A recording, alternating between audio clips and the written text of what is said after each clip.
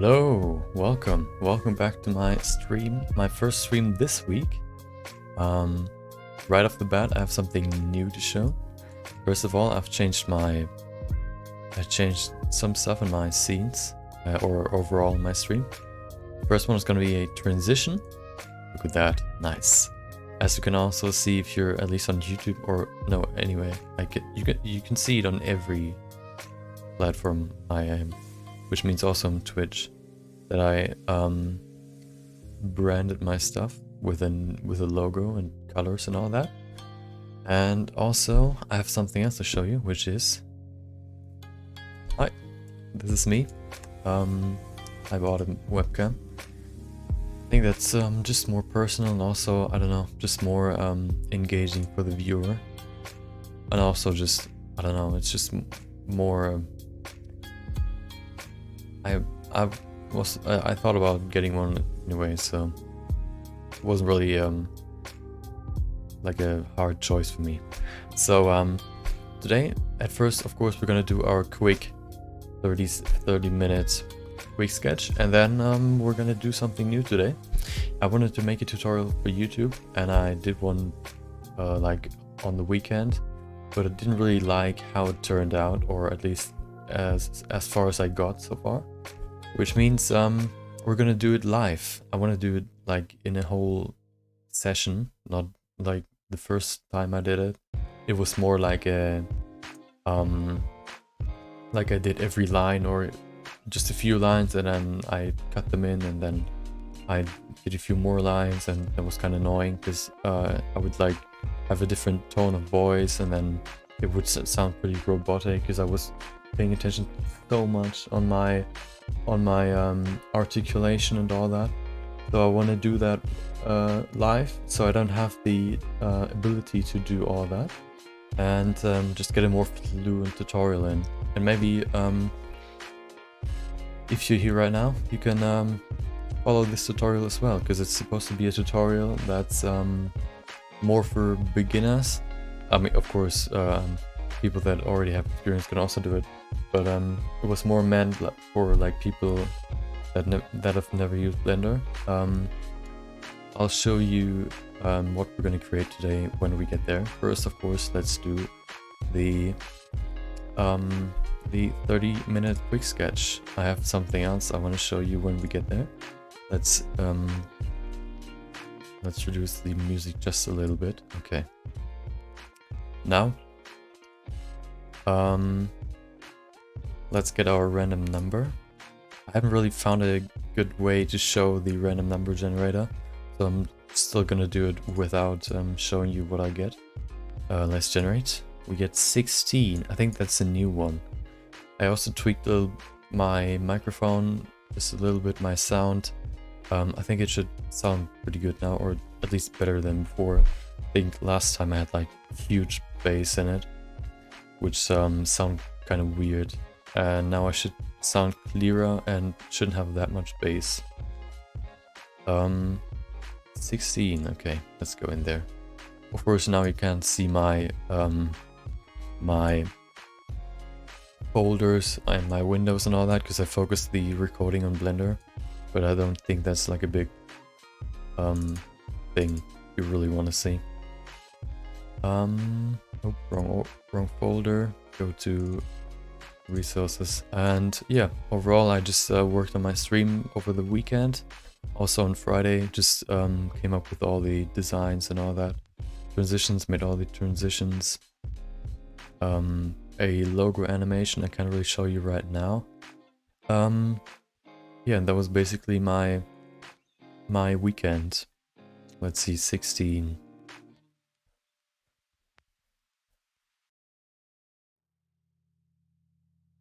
Okay, we have mittens. Interesting. Okay, let's see. Let's extract that. And you'll see it in a second. Let's put that in there. It's an FBX. Okay, let's import that. Do we have a special? There it is, FBX.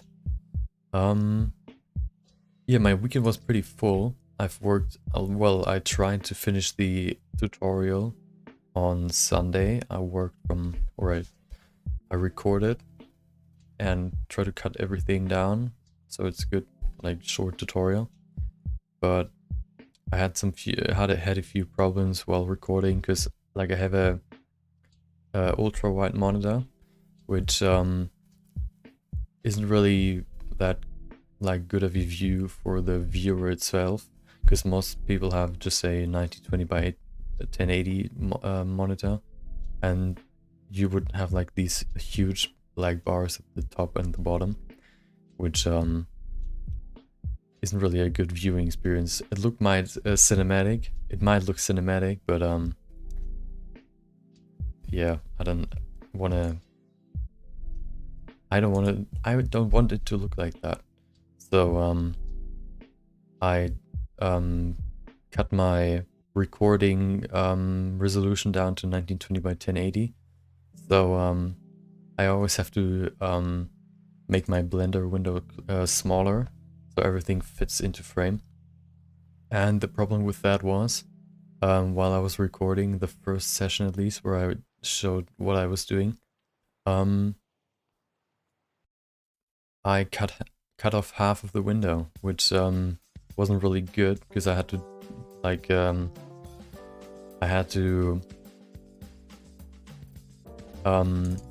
explain some stuff in there, and you couldn't really see it. So, yep, that wasn't really okay. That's a big mitten. Okay, interesting. Yeah, that wasn't really a good first try. So this is why I'm doing it today. I just wanna like make my tutorial like not only understandable but also like engaging and not as boring. And I thought the stuff I already cut was pretty boring. So I thought I would just make it live. I think that's more like lively, of course, and just overall more entertaining, and it just feels more personal that way. Let's cut that down even more, like 2 meters on the X. That should be good.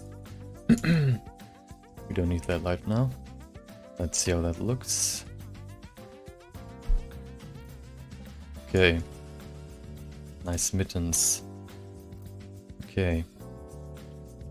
Of course, if you don't know what I'm doing right now, I get my mittens, or I get a randomly chosen 3D object, 3D scan, and I try to come up with some sort of image within 30 minutes.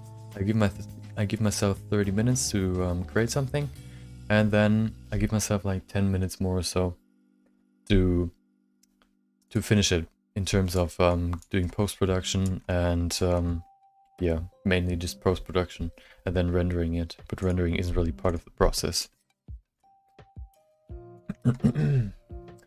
So I think I'm ready so far. So all we have to do, let's see how the texture looks without the lighting. Okay, we might change the mittens to something else, but let's see. Maybe they're not even mittens in the end. I don't know how this is going to turn out. It's always fun to see how the end result is going to be, because I at the beginning don't even know what's going to be like sitting in front of me at the end.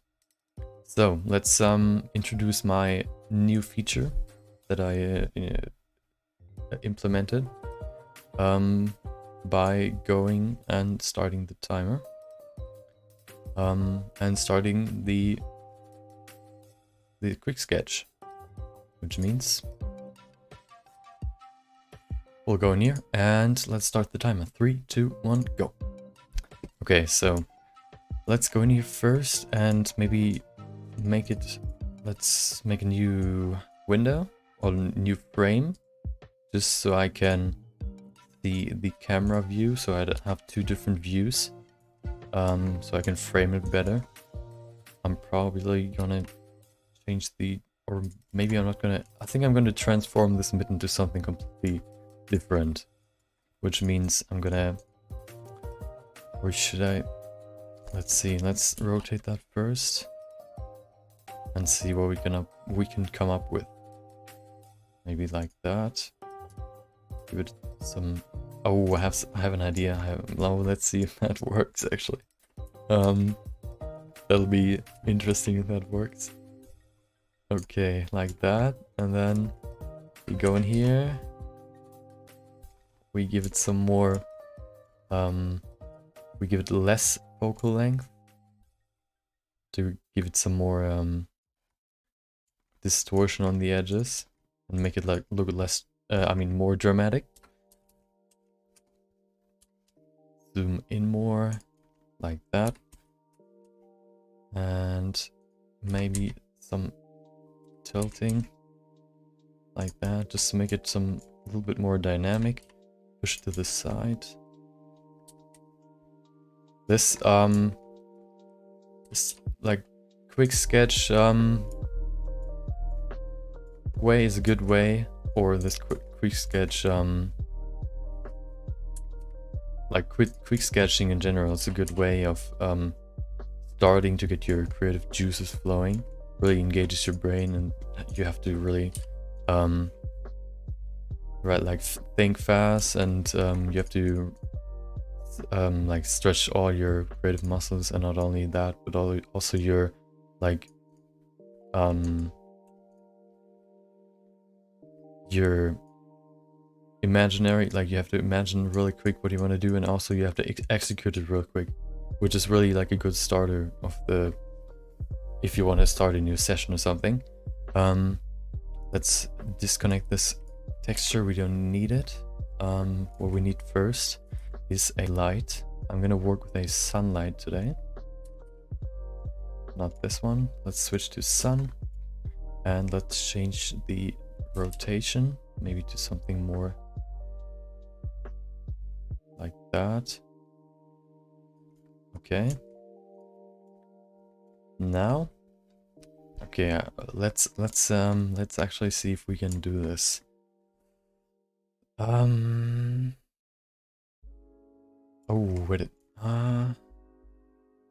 okay, let's do that. Let's rotate that some more, like that. Put that down. Nope, we can actually do that from this perspective as well. If you just want to see what the camera sees, you can go in here, viewport display, and passepartout. Put that to opacity full, and now you only see what the camera sees. Now we can go in here, maybe put that down even more. I want to have a crazy angle, and now I want to make this a little bit more rough. Let's see how that looks if it's flat. That's pretty good. What I want to do is change this rotation some more. Maybe. Oh, that actually looked pretty good. Oh yeah. I want to have some more shadow in here. Okay. Now we have 25 or 26 minutes left. What I want to do now is implement another object. Let's see. UV sphere. Exactly. Put that over here. Solid. So we don't need two rendered images. Let's scale that down. Go up here. We make a small little head. I want to like put a small figure in there. Let's see if we have enough time for that. Just roughly trying to make a head. Doesn't need to be perfect.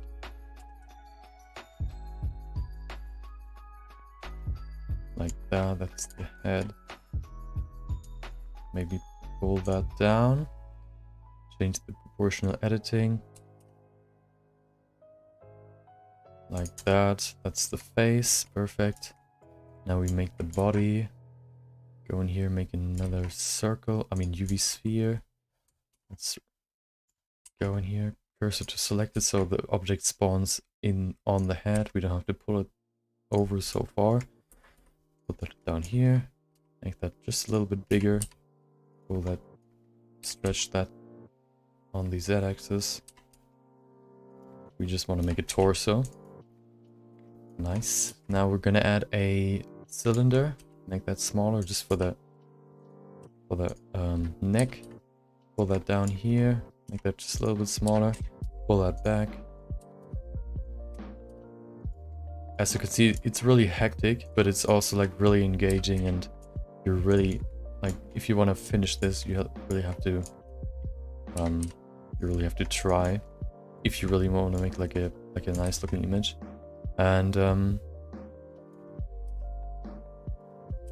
yeah, it's just a nice start of the, if you start a new session. Like I do this every time I start my stream, which means from Monday to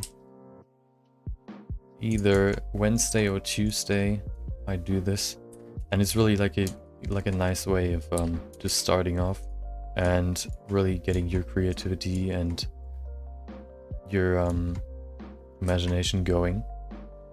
And it's also just like a good way to warm up your knowledge, because not only do you have to know what you want to do, but you also have to execute it. And sometimes you just sit there and you don't even know what you want to do. You might look up some reference, but still you find nothing really what interests you. So you just look at like a blank slate of nothing, and then just decide to maybe even do nothing that day. And it doesn't have to be that way. And this quick sketch method is maybe a good way of engaging your brain and starting your day. Okay, we have half the body done. Let's go in here, scale that up. Of course, if you have any questions while I do this, feel free to ask them. I'm probably gonna put this on YouTube as well. Just maybe explaining what I'm doing. I don't know if I use this my recording right now, or if I do a voiceover. You'll see when you watch it.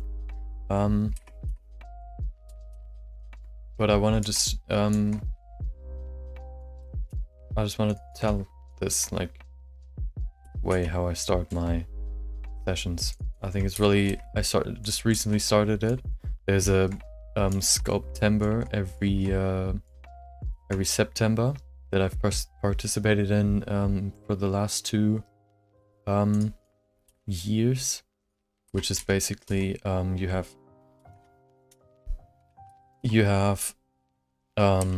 30 keywords for every day, one of them.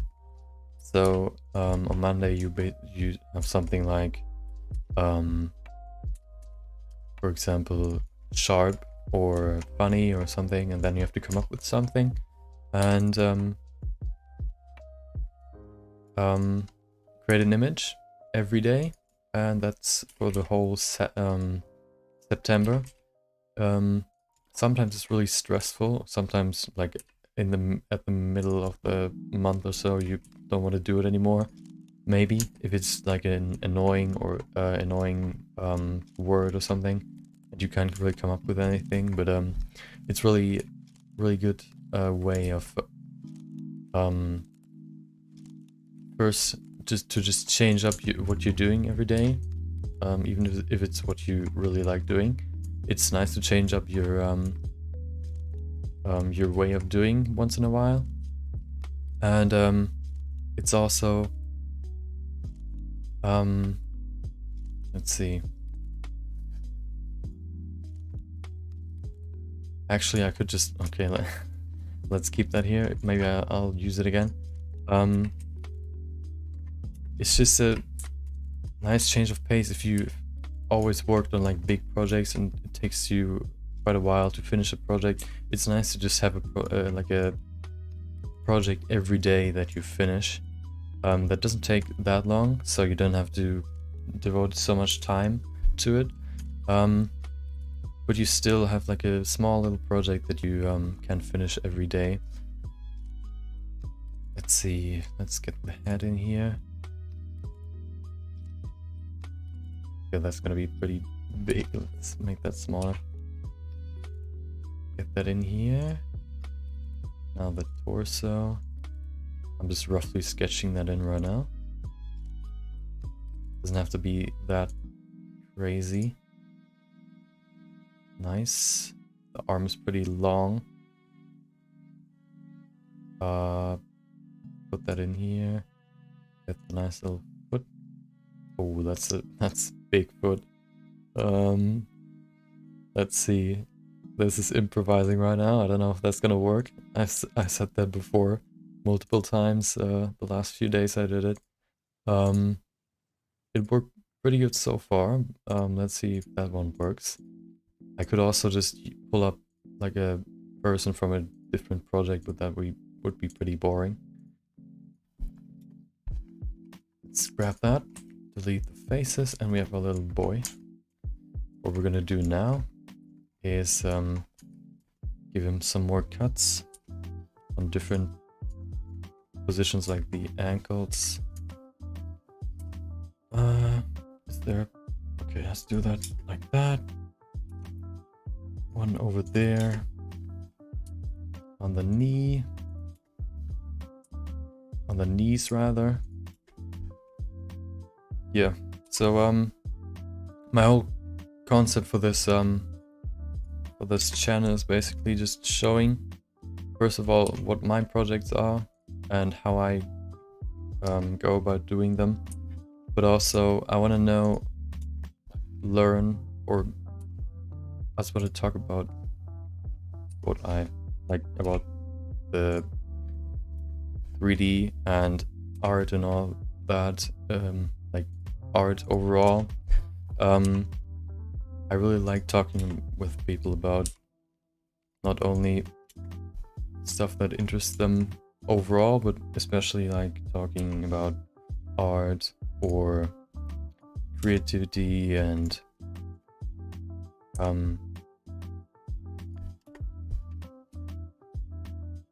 just overall, the whole point was that I want to like create a... Okay, let me concentrate real quick. Put that over there. Oh, delete those. I just want to like meet new people that like maybe even share the same interests, and also maybe even show people why I like this this stuff so much. And that's why I want to do this tutorial session or series about making simple projects that everyone, even without any previous Blender knowledge, can finish. Okay, let's grab them. Put them over here. Oh. And that's the tutorial I'm gonna do today. If you see this as a video and my voice is still in here, I'm talking about the stream.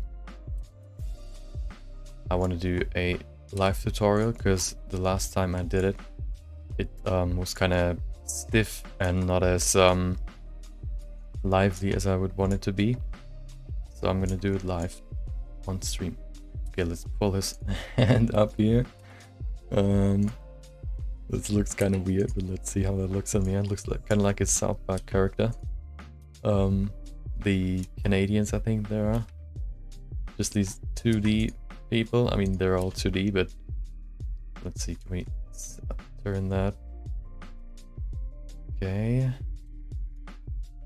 Looks kind of weird right now. Let's see if we can pull that there.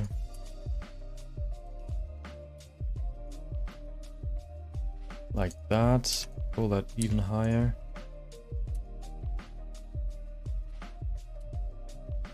Nice. Okay. Maybe more. Let's see. Pull that back here.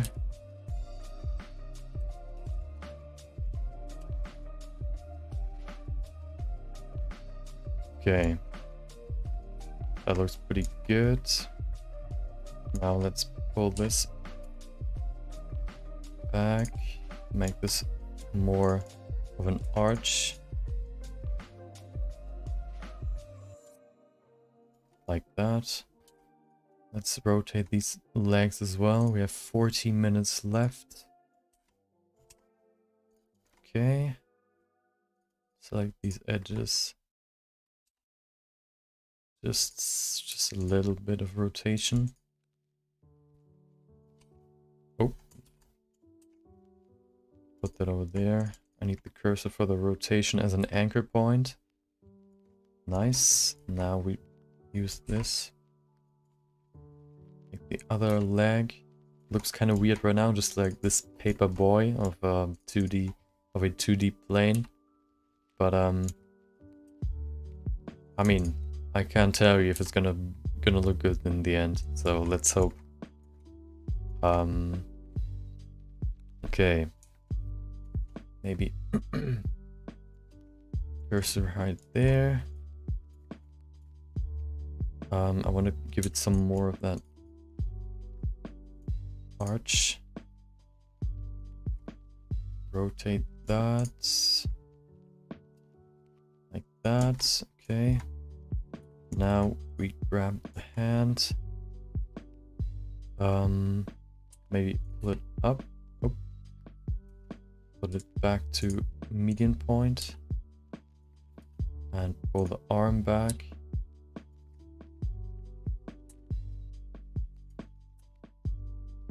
It looks kind of weird, but we'll keep it like that for now. Okay, let's see how... Okay, I mean, it looks kind of interesting right now. But he's still missing depth. So let's go in here and position him on the ledge. Maybe like that. Doesn't have to be perfect. You can't really see it anyway. Can you even see him right now? I mean, you kind of can. I don't know if you can figure out what it actually is if you don't know that it's like supposed to be a person. Extrude along normals just to give it some depth. Now he has at least some depth. Now extrude the foot.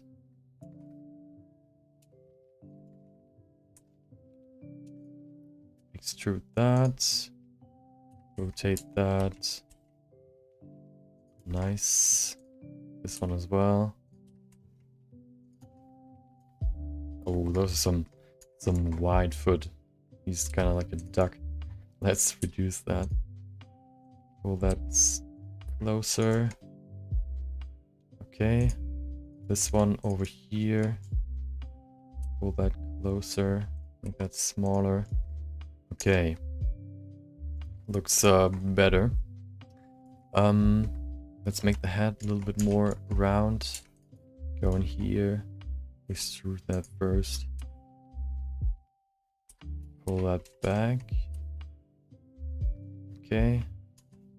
We don't need the front because we don't see it. Now let's see. Okay. I think I'm gonna stick to this style actually. The style of this 2D character. We have 10 minutes left. So we're gonna do another person. We're gonna duplicate this boy. Pull them over here. Maybe like that. Put him on his side.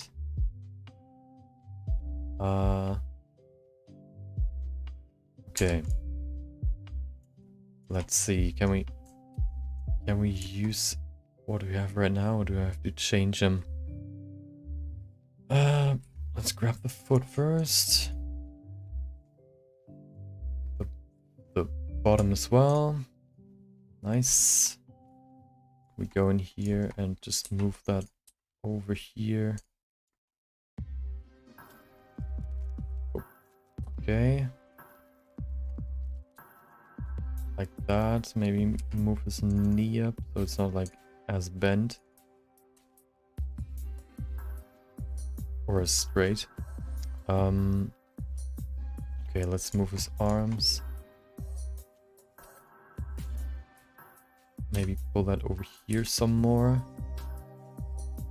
Maybe even put it more like that.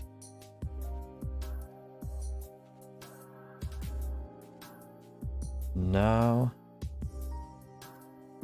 we need to rotate. Do we even have to rotate that? Do you see that? Okay, that looks kind of weird. Let's change that. Oh.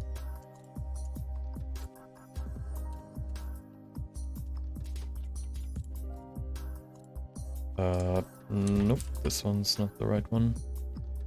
Okay, this all looks weird. Let's see. Let's put it just like this. Okay, that looks better than before, definitely.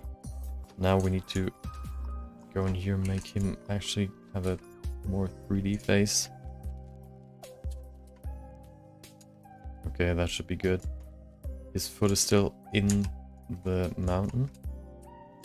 So let's grab his foot. All of it.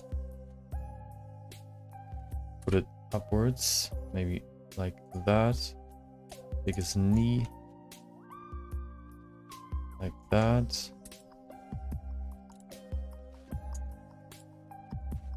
We could maybe go in here and put his face and rotate it down.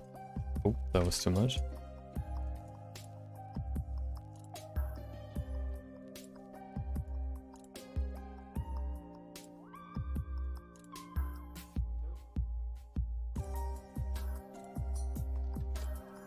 Okay.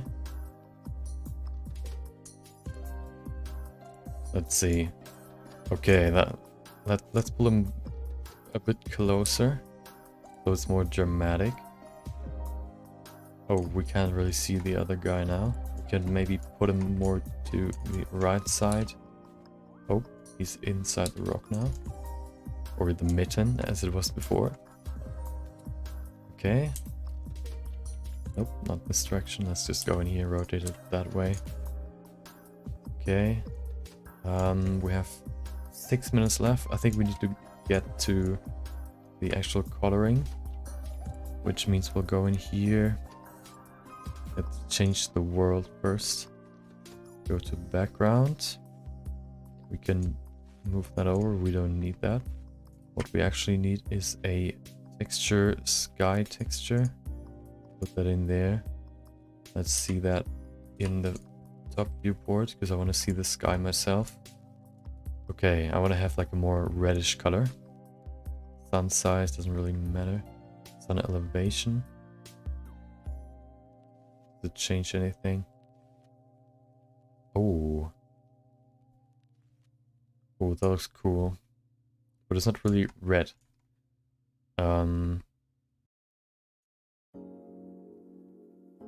Okay, nice orange, air dust, okay, that's all good. Sun size.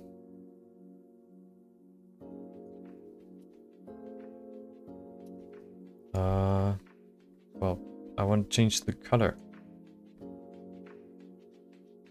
You can, okay, it's, wait, what? Oh, that's, oh, hello, sun. We need to come over here. Let's see, sun rotation. Ah. Maybe 90. Oh, hello. That looks pretty good. Let's see. Okay. Let's change the rock or the mitten. 5 minutes left should be good. Pull that up. We can switch back to this view. Go in here, go to rendered. Okay. We could also change this or grab this again just to make more rocks and make it look like it's an actual mountain. Just rotate that somehow to continue the mountain. We could also might crash Blender, so I'm not gonna do that. I wanted to open it and change the geometry, but I think there's so many points that could be fatal for us. But what we can do is scale that on this axis, just to get some more geometry of this rocky top half. Pull that over here, like that. And let's go onto the stones or the rock. We could actually keep that. Maybe we can make like a brownish color. Like that. That looks pretty good. Make the roughness. Oh, it's 1. Let's put that to 0.7. Specularity can stay the same. Metallic, we don't need that. Subsurface, we don't need that. Okay. Now we have to make these characters actually pop. So what I'm gonna do, I'm gonna make like an abstract move right here and change the color to something more reddish. Give him some more roughness, maybe 0.8. So he's not that shiny. This guy as well. Maybe we can make him more like an orange. Orange and roughness to 0.8. And okay. Let's introduce some... can we actually introduce depth of field?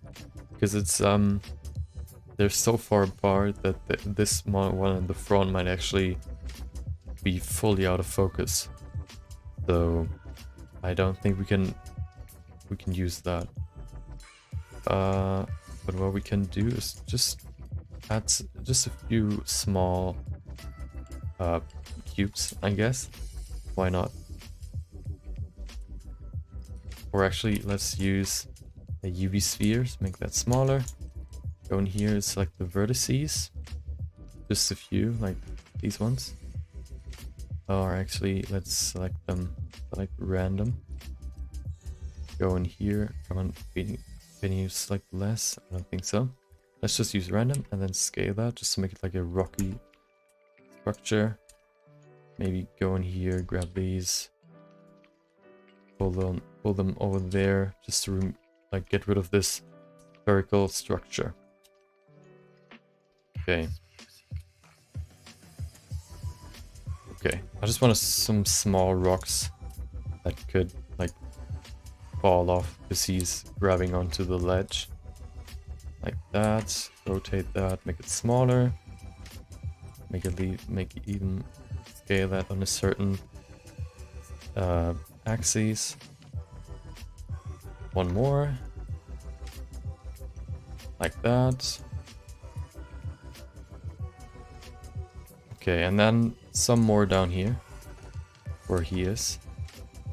Just it looks like they're rolling down with them. Like that.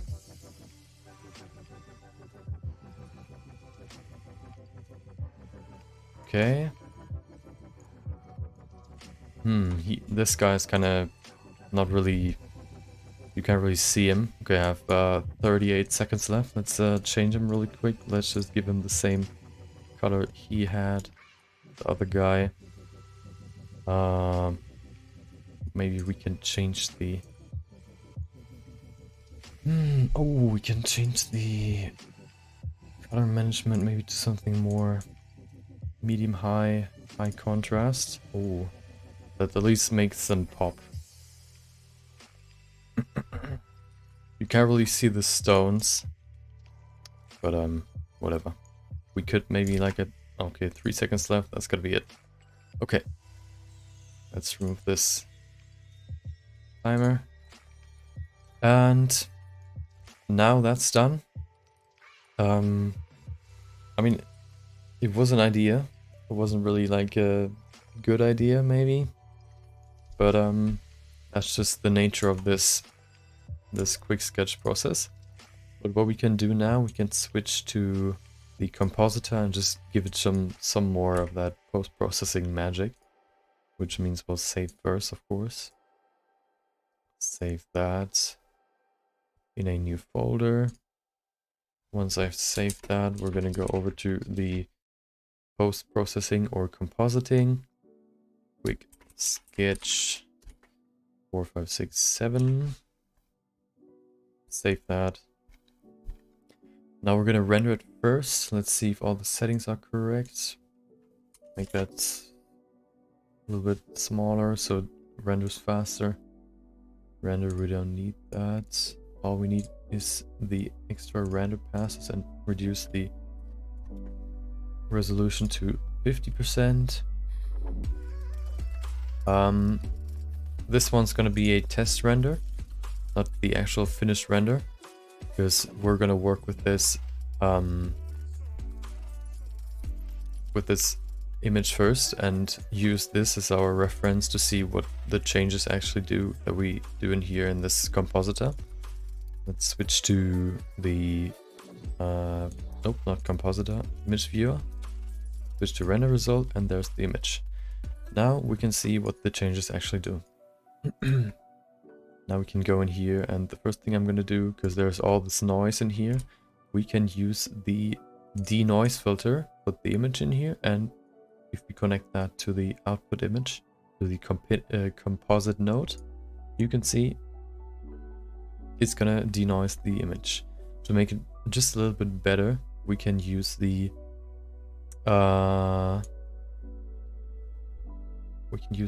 normal, denoising normal, and denoising albedo. And there's a question. Hey, yeah, what are you doing? What are you making? Currently, I'm just making a quick sketch. I just started my creative session, if you want to call it that, which means every day that I stream, I do a 30 seconds quick sketch, which means I'm working mainly on 3D projects, and every day I grab a random number generator because I have 30 3D scanned objects, and I'm gonna randomly select which object I'm gonna use. This today was mittens. I used those to create this rock structure, and I basically have 30 minutes to create an image, and that's the result for today. I can show you some other ones I did previously. Let's see, can we just pull them up?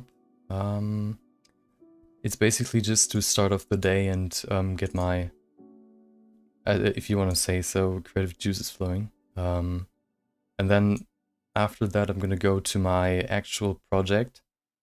Let's go projects, and then over here, let's see, can I just pull them in here? Quick sketch, like this one, for example. That's the one I did last week on Thursday. The other ones I have are, for example, this one,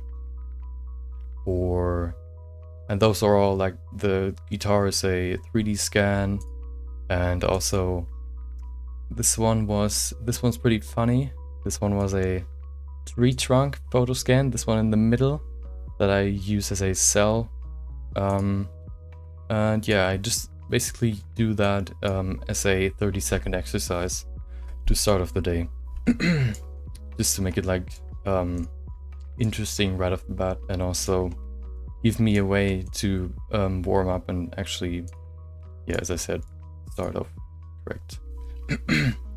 Right now, so I give myself 30 minutes to finish the compositing, and then if we go to the render result, we can see this is the layout. Now I'm going to do some compositing, which means first of all, what I did was remove, if you remove that, you can see it has some noise, which I'm going to remove with this noise filter node. And then the next thing I'm going to do is add some filters just to make it more interesting, because the render itself, it looks most of the time pretty, I mean, it can look pretty good right off the bat, but you can really always make it way better by using the compositor. So what I'm gonna do as well, just to give me some more color range, is I'm gonna go in here and change the output of the render to EXR. EXR is a file format which just saves more of the lighting or color range overall of the image. which just gives me just a little bit more freedom while post-processing or compositing this image. So let's render that one more time. I don't think you can see or you can actually see it in the bottom. Okay, there it is. And now let's finish this image.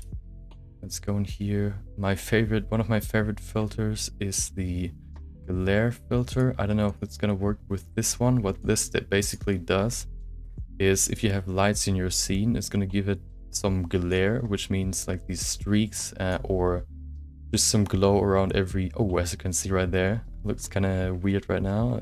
But if we, for example, switch that to fog glow, maybe we can imitate this, like as if it's like sandy or something, and the light is hitting it. This just gives it some more, just makes the image just a little bit more interesting. If you remove that again, you can see without it. I mean, you can keep it like that, but I think the glare filter just gives it just a little bit more, just makes it just a little bit more interesting. And one more that I basically use every time, and I kind of want to stop using it for every image I do of the series or of this quick sketch thingy, is I'm going to use the lens distortion. What that does is, if you just do it right now, if you put it to 1, for example, you can see it distorts as if it's like a fisheye lens or something. If you put fit on, you can see it fits the image to the whole, to the borders, but I'm not going to use the distortion. Let's put that back to 1. I'm actually going to use the dispersion. That gives it just a little bit more intensity. I'll show you what I mean. If you put that to 0.25, for example. Oh, as you can see, just like it separates the colors at the edges of the image, which just gives it just a little bit more intensity. And that's why I use it so much, because it just improves the whole image like by so much. If we put that to 0.1, maybe, I don't want to make it too crazy, maybe even 0.15, like that.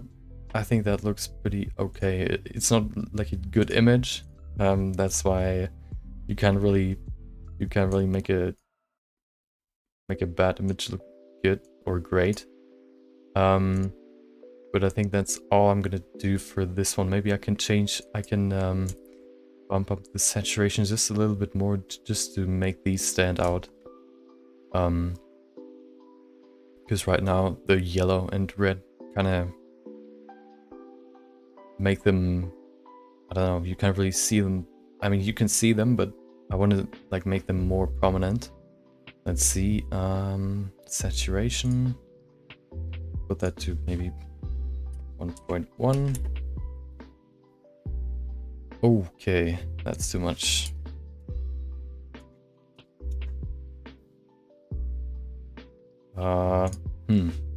Maybe the saturation is not a good idea.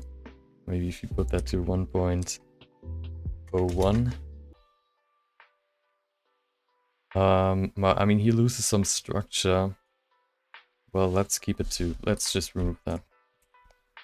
And I think that's gonna be the finished image. It's not my favorite. The previous ones were definitely better, especially because the ideas I tried actually worked. For this one I tried to make it like a person, and I don't think it's like these two stickman basically aren't really what I wanted. But well, that's just the nature of a 30-minute sketch. You can really fulfill all your dreams. Let's go in here, change all that, maybe to double that, and now we're gonna render our finished image, and then we're gonna go over to the current, or to today's project. Let's render that. Can you see it? Yeah, you can see it in the bottom right there. It opens up a second window where you can see it in like a big format, but you can also just... Oh, I stopped it. Let's try again. You can see it down there, so I can open it when it's done. Make it a little bit bigger, you can see it as well. It's almost done. And I use these not only to post them on Instagram, but I use them also for the thumbnail on YouTube for the stream. So that's a good way of having like a cycle. Every stream I do, I have a thumbnail right away. I don't have to do them later, like in like off stream. I just do my thumbnails every stream, and that makes everything just a little bit easier. Okay, let's save that. I'm gonna save it as a PNG. I don't need the EXR anymore. That was just for post-processing. Problem with the PNG is because it's like such a big file as an EXR. The most of the information is still kept if you save it as a PNG. So most of the time I still have to go back to Photoshop and make it even smaller. But that's not like a huge deal. Let's save that. You can see what I'm doing, so you're probably just wondering why I'm just doing nothing. Quick sketch 7. And that's it. That's gonna be the first part. Now on to the real project. Okay. We can close that. And you can see another new feature I added right now. Save that. And as you can see, a background when Blender is not open. Ooh. Then we're doing something real quick and then we'll start our new project.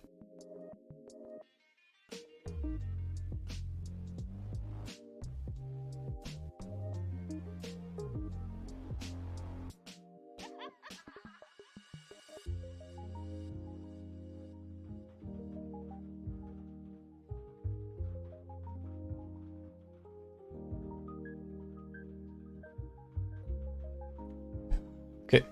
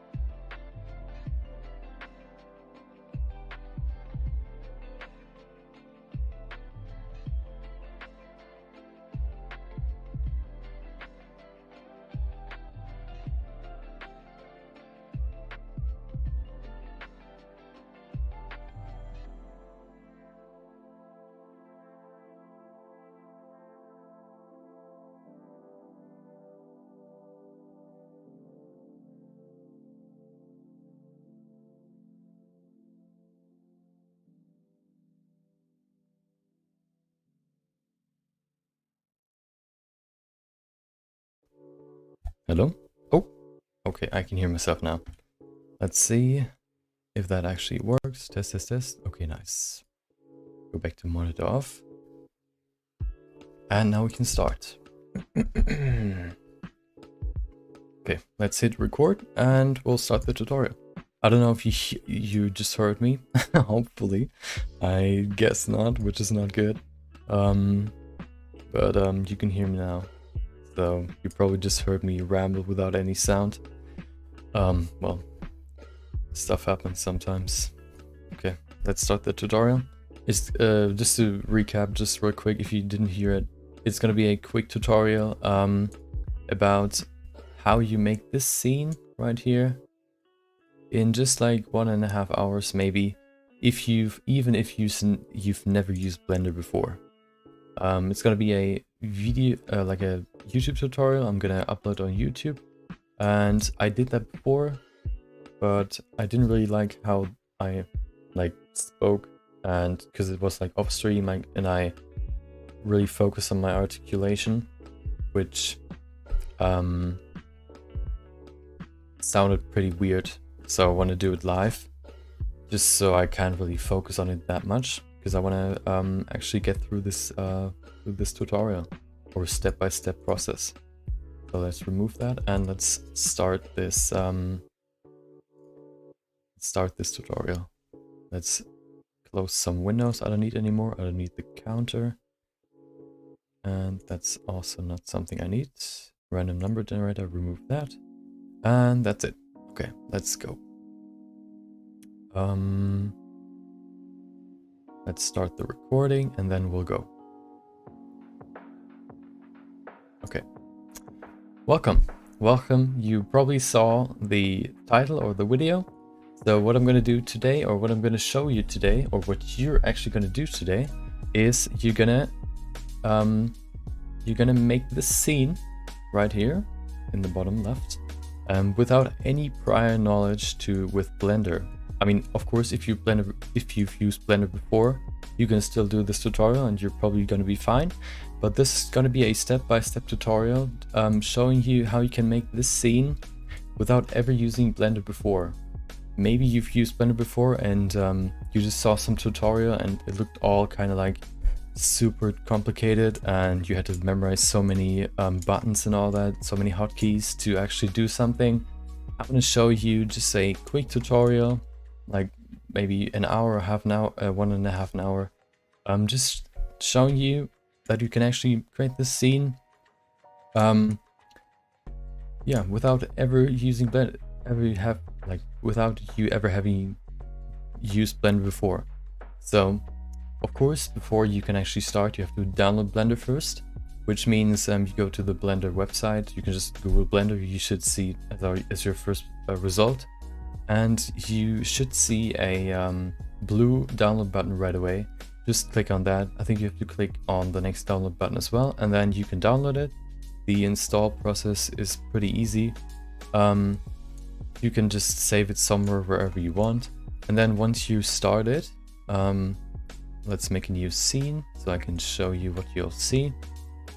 Save that and splash screen. You're gonna see this image, this window, without what you see on my screen right now. You're gonna see the first settings you can set, which is gonna be I think the interface color, the hotkeys, how you select items and all that, left click, right click. And I usually keep everything in there as like standard without I don't change any of these settings. The only thing I changed is spacebar. You can switch from, I think, play timeline to search. That's what I did. I like to have like the search option when I press spacebar, and that's basically everything you have to change for now. You can of course personalize it if you want, if you're more comfortable with different controls, but the standard stuff is pretty good. So once you're in here, you see the splash screen. If you save your settings, then you see this splash screen, and you can just, you have your first project already open, so you don't have to click anything in here. You just click outside and you have your first project. Nice. So what you can see in here is the interface. It looks kind of weird right now, kind of complicated, but it's actually kind of simple. So this big window in the middle is going to be your 3D viewport, where you can see all your objects. For example, this one's a light, this one's just a cube and objects, and this one's the camera. Those are going to be some of the objects you can see in your 3D viewport, and they're also going to be listed up here at the top right as a list. You can move them. You can't move them just like layers in Photoshop or something, but you can see a list of what items you have in your 3D viewport, and you can also like make folders or collections and move them over there just to sort them if you want. So that's not really necessary for now. What this tutorial is going to teach you is some of the basic tools you're going to use in almost every project you're going to do. And it's not only like a tutorial where I'm going to tell you, okay, you got to recognize or you got to learn like ease for extrusion, and moving objects is going to be done by G and all that. I'm going to go through the whole process of making this house I showed you before, and you're going to learn all the tools while we're doing it. So at the bottom right here, you can see different settings you can set. For example, if you select the camera, you can change different camera settings. That's not really necessary right now. We're going to maybe change them just a little bit later. But the next window we have right here is down here, which is going to be a timeline, which we're not going to use in this tutorial. It's more like it's more used for example, simulations, or also animations and all that. You can use the timeline for that. You can also, if you just want to shift these windows around, you can just get in the middle of these two windows and just left click and drag them if you want to make them bigger or smaller. With this one as well, you can also just make it super slim, super thin, just to focus on this image right now. And so what we're going to do first, of course, is I'm going to tell you how you actually move around in the 3D viewport. You do that by using your mouse. First, to rotate around an object, you hold middle mouse button and move your mouse to actually orbit or rotate around a certain point.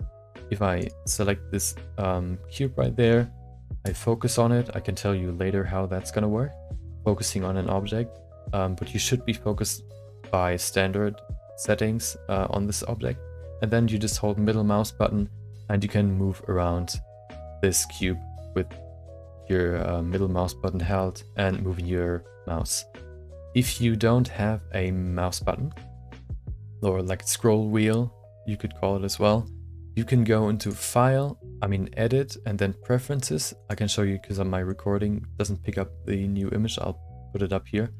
You can go into Input, and then you can activate Emulate 3-button mouse, which then lets you hold, I think it was Shift, no, it's Alt, left click, no wait, Shift Alt, let's see, Control. It's Control, Alt, and left click, hold that, and then moving your mouse forward or backward will zoom in or out. And rotating the camera. Wait, how did I do it last time? Oh.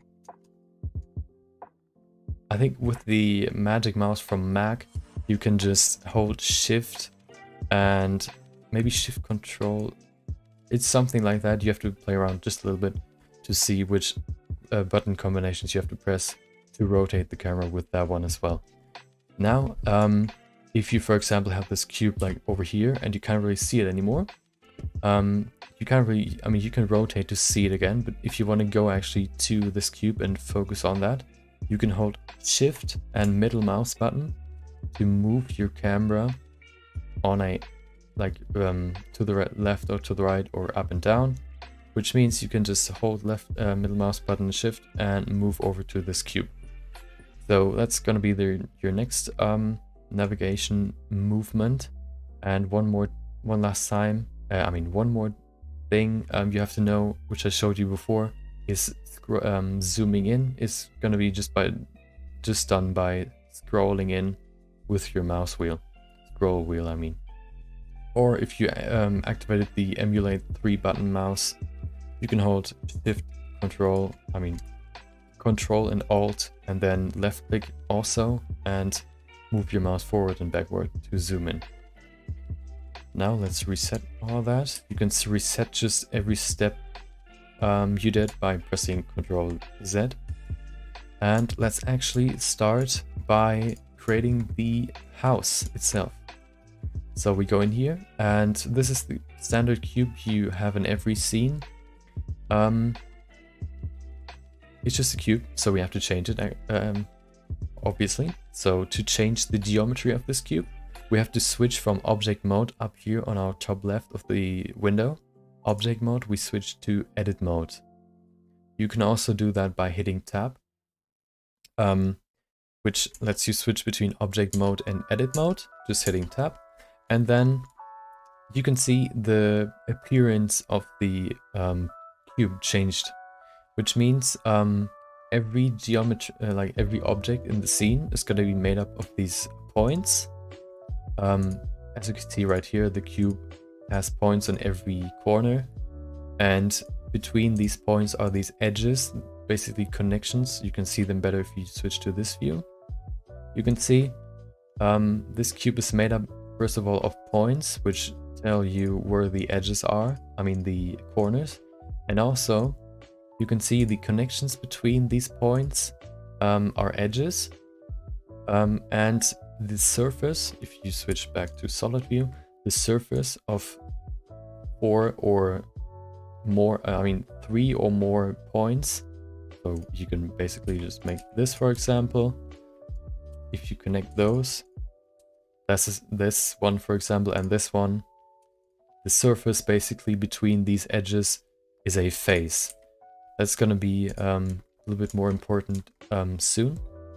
So to actually start the house, we switch from this select tool, we switch to loop cut tool. What that does is you can cut into the geometry to give it, into the object to give it just a little bit more geometry. Which means if we make a vertical cut by holding over this top edge right there in the middle, left clicking, you get another cut in the middle. This will basically add, if you switch to select box, this will basically add 4 more points right here, and right there, that you can move, so you can change the geometry of the cube. So what we want to do now is actually make the shape of the roof, which means we'll go in here, we change to the move tool and switch up here from vertex select. Vertices are these small points on the edges, on the corners. We switch from that to edge select, so you can select edges instead of points. Now we select this top edge right there, and we have this little, we have all these arrows right there, which are basically the axes. Green is the y-axis, X is the green one is the x-axis, and the blue one is the z-axis.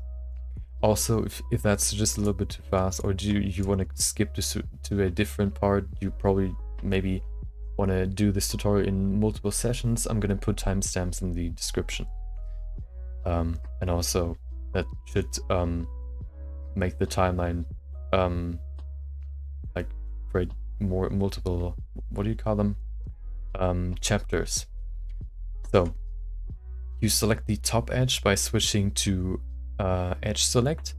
You grab onto the blue arrow by holding left click and pulling it upwards, so you get this nice roof shape. Of course, the roof is bigger than the actual than the walls. So what we have to do now is we switch to the extrude region tool. You can switch to that, and you can see we have a new handle basically. Now, if we switch to face select up here again, we can select these two faces. If we select these two, you can select two by left clicking the first one and then shift left clicking the second one. And now if you grab onto the handle, just like if you move something and pull it upwards, you can create more geometry. You can extrude more geometry basically, which means you can make like a like this thick. This is going to be the thickness of the roof. So you can make it as thick as you want. You can make it this thick. I mean, you can make it this thick, or I like it just like quite thick, but not too thick, like that, for example. And then you also select this side, this small face on the side, pull it outwards, or extrude it actually, as far as you want. And you do the same on the other side. Nice. Now you have the shape of the roof. We switch back to the move tool. We select this face and the other one. So basically both we just extrude it, and we use this blue arrow again to pull them downwards. And we have our roof shape. We match basically this slope of the roof in the middle, and that's going to be our roof shape. To make it go like over the wall in the front and in the back, we switch back to the extrude region tool. We select it and select first these faces in the front, and grab the handle again and pull them forward. And as you can see, our roof is almost done. One last thing, we have to select these faces in the back as well and pull them out as well. And there you go, you finished your roof. Good job. So that's actually the first thing. The house in itself is actually already done. So we can switch back to object mode by either going up here and changing it to object mode, or you can press tab to switch between edit mode and object mode, as I said before. And that's going to be the main part of the house. Now, to actually get inside of the house, into the house, we have to make a door, which means we go up here. We have to add another object. We can add objects by going up here to this little add button. We click on it, and we have multiple options. What we're going to do is go to mesh and add a plane. As you can see, it adds a plane, and it also adds it to this list up here. Now, to make a door out of this plane, we have to first actually see it, because it's inside the house right now. So we'll grab the move tool, and by grabbing onto the green arrow, we can pull it forward. Now it's in front of it. And we can use the rotate tool. The move tool you can use by pressing G. If you just press G, you can move either objects around. If you want to move stuff on a certain axis, for example the Y axis, you press G to freely move it, and then if you press Y, you can move it on a certain axis. So right now, if I press Y, I move it on the Y axis. If I press Z, I can move it on the Z axis. It's always displayed as this colored line. And then if I press X, you can see I can move it on the X axis. If you want to skip or cancel your transformation, so if I have it like right there and I see, oh, I want to put it back to the original spot, I can press right click to cancel the transformation and not actually do it. Now we have it in front of our house. So what we're going to do now is we're going to use the rotate tool, and you'll get this these circles. These ones are basically like in the move tool the arrows, but this one is going to be the rotation. Green is going to be you rotate the plane on the y-axis, and vice versa. You can also grab onto this white circle to rotate it freely from the angle you're looking at it right now. So if I rotate it to this, you can see it's rotated from where I looked at it. So if I, for example, go look at it from here, it's pretty close to as if I would rotate it on the y-axis. It's of course not perfect, so the best thing if you want to actually rotate it on a certain axis, you're going to use the colored circles. So we want to rotate it on the x-axis, so we're going to use the red circle, rotate it by 90 degrees. So what you can do is you can either hold Control to get these steps and make it easier for you to rotate it by 90 degrees, or which is even easier, you can just hold the rotate button or hold onto the red circle, press 90, and you rotate it by 90 degrees. Now we have to change the geometry again, which means actually first, before we do that, we want to make it just a little bit slimmer, because the door is going to be as thin, as wide as it is high. So we go in here and use the scale tool. Also, the hotkey for that is S. But what we're going to do here is we're going to grab onto the red handle, just pull it inwards to make it just a little bit thinner. That should be pretty good. And now we want to change the geometry, which means we'll switch back to edit mode by either going up here or pressing tab. Now we're going to use a new tool. We're going to use the bevel tool. And to actually use the bevel tool, we have to switch from the face select up here to our top left of the screen. We have to switch that back to vertex select, so we can select these points on the corners. You can see we have this handle again. Before we do that though, we have to change the segments. But so if you would do that right now, nothing would happen, because if you switch these segments, so what the bevel tool basically does is, as you can see right here, it bevels the edges or corners of an object, which means it adds more segments.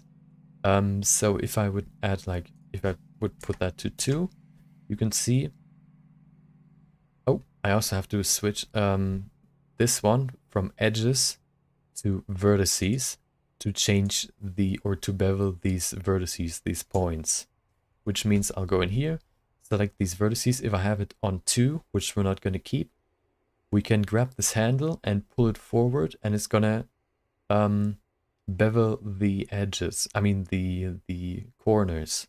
It's basically rounding them off, which is what the bevel tool does. We're not going to use 2 segments. We're going to add more. We're going to add 4 segments. You can just left click onto this segments bar up here, left click it and press 4. You can also use these arrows to change it without having to type it in. You can then change it from edges, what we had before as a standard, to vertices. You then select the top 2 vertices and pull the handle forward. As you can see, we have more points now that bevel the corners. Make sure to pull it as forward that the points right there don't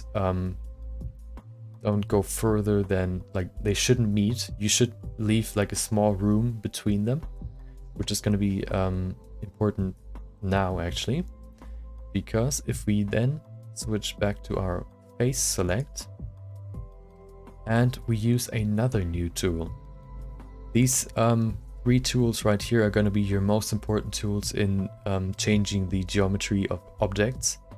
Now we use the inset faces tool, which is going to be eye. So if you select this face by switching to face select, you get this new handle. You can either press I to inset the face, or you can grab this handle again and you can pull it not forward or away from the face. You have to pull it inwards to inset the face. You can now decide how thick the frame of your door should be. I'll make it like this thick. I think that should be good. And now we want to give it some depth. So what we're gonna do, we're gonna use the same tool we used for the roof, which is the extrude region tool. We can select this again, not change this middle face, but we actually have to select the outer face to make the frame thicker. So we select all these faces. You can select them either one by one, or to select the whole row of faces, or like circle of faces, you can hover over the edge of the two edges that are part of the row of faces you want to select. Double click this edge and you select all the edges that are connected basically. Now you've selected all of them and you pull this handle forward. And as you can see, the frame gets thicker. And that's basically you've almost finished your door. One more thing, of course, we have to add a doorknob, but that's going to be in just a few seconds. We switch back to object mode, and now we can position the door on the house. But to see better if the house is like intersecting with the walls of the house, the house is intersecting with the door, we can go up here to the top right on this little arrow next to these circles, and we can get this viewport shading these viewport shading settings, and we can go down here underneath the sphere. We can switch color from material to random. This one will just color every object in a different color, which just makes it easier for you to see if the objects are colliding or not, and you can distinguish them easier. Now we can use the scale tool, rotate tool and move tool to position this door on this house, and we can decide how big the door should be on this house as well. As you can see right there, by using the different colors, you can see right there the house, the door is inside the wall, which shouldn't be. We should keep the door in front of the house, so make sure that the wall isn't in front of the door. I also want to make this door just a little bit smaller, so we use this to scale it on every axis at once. We can use this wide circle, or to scale it on 2 of the 3 axes, we can use these small pads right there, which basically tells you the green one, or the color the pad is basically the axis we don't scale on. So if you want to scale on the X and Z axes, the blue and the red one, you select the green one, because the green one shouldn't be affected by the scale. So we select that, scale it down, and we can make the door just a little bit smaller to fit it better onto the house. Of course, you can rotate your door if it's like supposed to be upside down or something, but I'm gonna keep it on the ground. So I'm gonna use the move tool and move it to the place where I want my door to be. I'll move it to the bottom of the house and move it to the left, because we're also gonna add a window. Yeah, and that's almost done with the door. The last thing we'll add is a doorknob. It's gonna be a very simple one. We're just gonna go up here again, add another object. We're gonna go to add, mesh, and then UV sphere. You can see it's inside of the house again. So we grab the move tool, or you can press G. If you press G and Y, you can move it on the Y axis, and you can pull it forward to actually see what the UV sphere looks like. Now, to make it a doorknob, we just use the scale tool, or press S and scale it down so it fits onto the door. I'll make it like this big. You can grab it again with the move tool and position it on the door itself.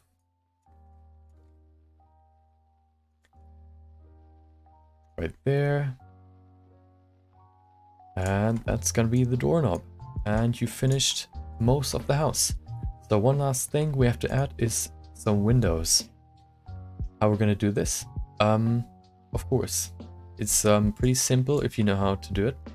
we just add another plane, add that, pull it forward so we see what we're doing, and we're going to rotate it again by 90 degrees on the red axis, which is the x-axis. So you can either hold the circle and press 90, or what you can also do, you can reset your last step by pressing Ctrl and Z, or you can just press R, X to move it on the x-axis as it is highlighted right now, and now you press 90 and you rotate it on the x-axis by 90 degrees. Nice. Okay, now we have to, of course, for this plane add some new geometry or more geometry as well, which means it's going to be almost the same process as for the door, but we're going to use another new function. So we switch back to edit mode, and now we use the loop cut tool. We used that before for the house, but we can actually not only make one cut, but we can change the number of cuts in here. What we're going to do is change this to 2. And if we then hold on the middle of the edge, either this one or this one, we'll do the vertical one first, and we press left click, we get 2 cuts. We use these cuts to move them individually. So we select the first one, make sure you're in edge select up here, not face select, not vertex select, but edge select, and you grab this face and move it to the side. You can now decide how thick your frame of the window should be. I'll make them like this thick or this wide. And of course we have to add the frame at the top and the bottom as well. So we'll use the loop cut tool again. We make 2 cuts, or we just click once. If we hover over the side edges, left click, and we get 2 cuts. But make sure you can, if you deselect them by clicking somewhere, anywhere, you can deselect what you have had selected before. If you now just select one of these edges and you pull them up, you get these vertical edges. What you want to actually do, because these can give you problems later or in other projects, not in this one, but if you do like your own projects, they can really give you problems. What you want to do is, because we had these edges right there, and we added these horizontal ones, everywhere where edges collide, there's going to be new points, which means these points separate this edge right there from this one, and this one from this one.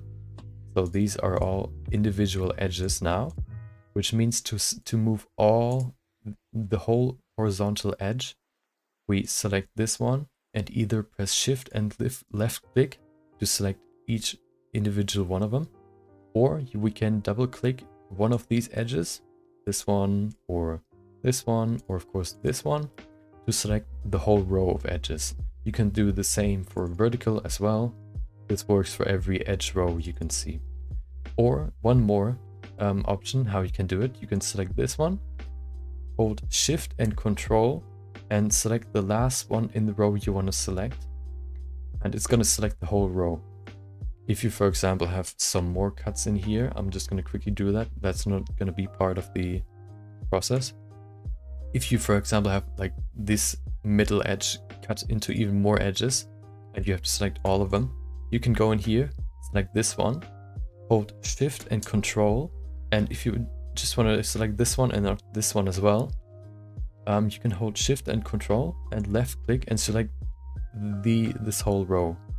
If you would select them by double clicking, you would select all of them, which can be quite annoying if you're, for example, modeling a head or like a cylinder, and you want to select like just half of like a edge row, for example.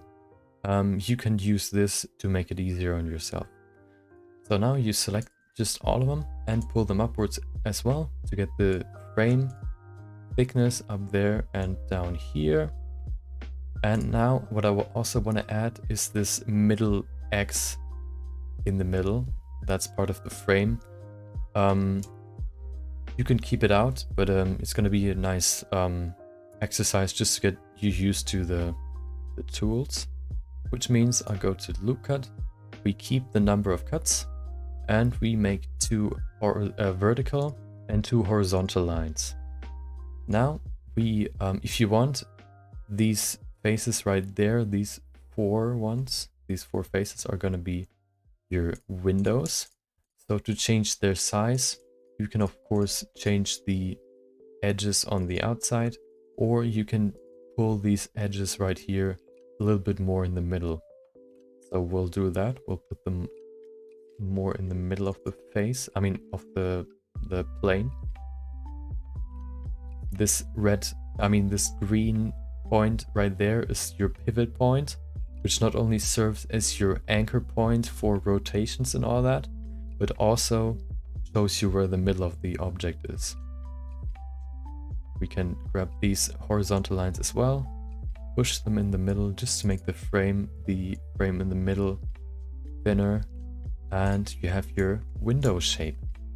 Now to actually make the window thicker, just like the door, we grab the extrude region tool, select the face select option right there up there, and select all the faces. This is a good example of how you can use shift control and select the whole row of faces all at once.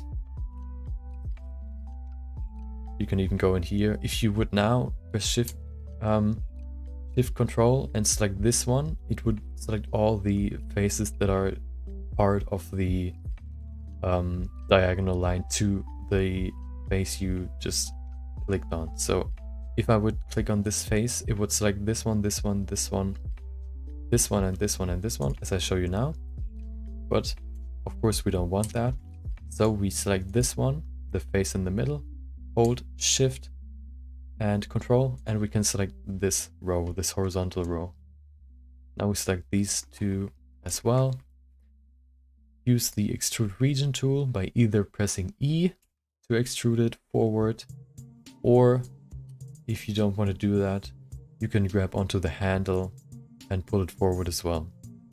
One thing to not mess up your model, if you actually use the extrude region tool, for example, if you pull this forward and you now, while holding it forward, you press right click, it still adds more geometry. That's not going to be as important for this object, but if you do your own projects, it can mess up your stuff.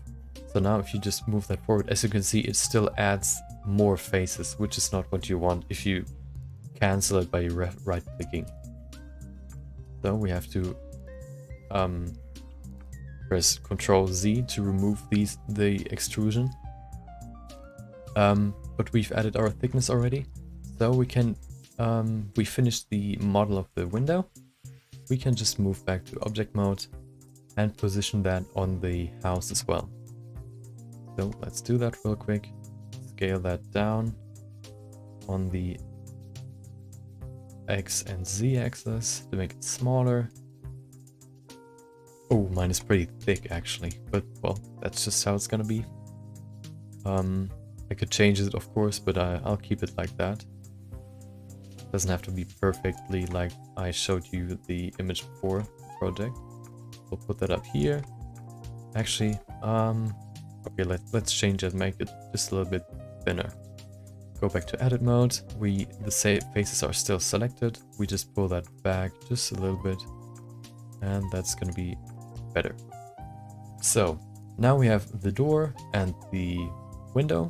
Your house is basically done, but what you can add as well is, you can copy these windows to multiple sides of the house. So if you want to do that, you can do that by pressing Ctrl C, Ctrl V, which will copy this object and paste it onto the same in the same position where you had your first object. So now you can just move this object. As you can see, there are two now. And you can position those on different walls on the house. You can also put that up here if you want. And you can all, of course, move it by using the rotate, scale, and move tool. So I'm just gonna move one maybe to here. You're not gonna see that in the render. Still, I like it. I like to have it right there. Pull that down, maybe in here. Maybe we'll actually make it smaller, just to give it some variation. Scale it on the... now we want to scale it on the Y and Z axis. So we'll grab the little red pad, make it smaller. Put that on the house. And there you go. Oh, it's inside the house. Pull it forward just a little bit. Keep it outside of the house. Do not intersect it. And I'll add one more. Put that on the other side. You can also press Shift and D to duplicate it. But if you do that, it's gonna like give you the option to move it right away. So if you do that, you can either press right click to skip this moving action by pressing right click, or if you press Shift and D, duplicate it and move it somewhere, you can press left click and finish the move action. Now we use the rotate tool again. Oh, if you see something happens like that, as you see right here, if I hold the rotate on Z-axis option, press 90, you can see it's upside down, or it's facing the wrong way. If you want to rotate it the other way around, you can either type in what is it, like 180 degrees more, or you can press you can just type negative and it's gonna rotate by negative 90 degrees. You then press enter, and that's gonna be your last window, or my last window. I'm gonna add that. I'm gonna actually change the scale of this one, make it a little bit wider, and put that on the house as well. Nice. Maybe make that lower. Nice. And that's gonna be your house. You finished your first house in Blender. Congrats. Now, we're gonna add one more thing, or two more things actually. The first one is gonna be a tree, and the next thing is gonna be the ground. So to add the tree, we're gonna think of what our trees made of. If you saw the tree in the beginning, the tree was made up of a sphere, a UV sphere. So we'll grab that, add that to the scene, pull that forward, and also I used a cylinder. So we'll grab that, pull that forward as well, pull that to the side to not make it like have it as cluttered. And now using the scale tool, we can make this one the tree trunk, and this one the leaves, basically the crown of the tree. So we'll scale this down using the white circle, not any of the axes. And now we use the blue axis to pull it upwards, make it just longer on the Z-axis. We can change this sphere as well if you want. We can of course keep it round if you want to have a round tree, but I'm gonna make it just a little bit longer on the Z-axis. And now we have the leaves and the tree trunk. To make this UV sphere actually look smooth, you can highlight it by using left click, and then right click shade smooth will make it look smooth. It's not smooth in terms of geometry, it's still like that, but it just displays it as smooth, which will just look better for the tree. So now to combine these two objects, we can move that up here, the leaves, and make the leaves be on top of the tree trunk. I'll make this one, the leaves, just a little bit smaller so they're not as over proportional to the trunk, and I position that on the tree trunk. right there. Nice. That's looking pretty good. And now to move it onto the scene, we can select the first, the leaves, for example, and then shift left clicking the second object. We can select both and move both at the same time. We can move those, for example, to the side of the house. You can move them somewhere wherever you want them to be, or the tree to be. Move it down just a little bit. You can also, if you have both selected, use the scale tool to scale it just a little bit bigger. What I'm gonna do. And you're gonna position it wherever you want. Now to actually position it correctly, we of course need a ground to stand on, which means what we're gonna do, or what we're gonna use for this scene, is another sphere, which means we'll go to add, or what you can also do, you can hold shift and A to get the same menu. You go to mesh and use the UV sphere. You add that. And now to make it like a big ground, we actually need a bigger sphere, which means you press either S or you use the scale tool again. So you press S, make it bigger, make it pretty big, because we need enough ground to have everything stand on. Maybe like this. And now we want to scale it on the Z axis. So we use the scale tool or press S, S and Z, the blue one, and scale it down. So we have this flat ground right there. Nice. And now to position it under the house, we just grab onto, we use the move tool again, or press G and use this blue arrow, or press G and Z to move it down on the Z axis just underneath the house. The house can now intersect with the ground so it doesn't look like it's floating. You move it just under the house, and as you can see, my tree's already standing in the ground, or on the ground as well. Nice. So that's basically the scene. You can make the ground smooth as well if you want, by just left clicking it, selecting it basically, right clicking and shade smooth. And you've finished your scene. Now what we have to do is actually to export it. We have to set the stage basically. We have all the actors, but we still have to make them look good. Which means, of course, to shoot a movie, we need a camera, which we have in the scene conveniently. You can add a new one as well if you want, by going to add, mesh, not mesh, you go to add, and then camera to get a second camera, or your first one if you deleted your first one, for example. Delete that. You have your camera.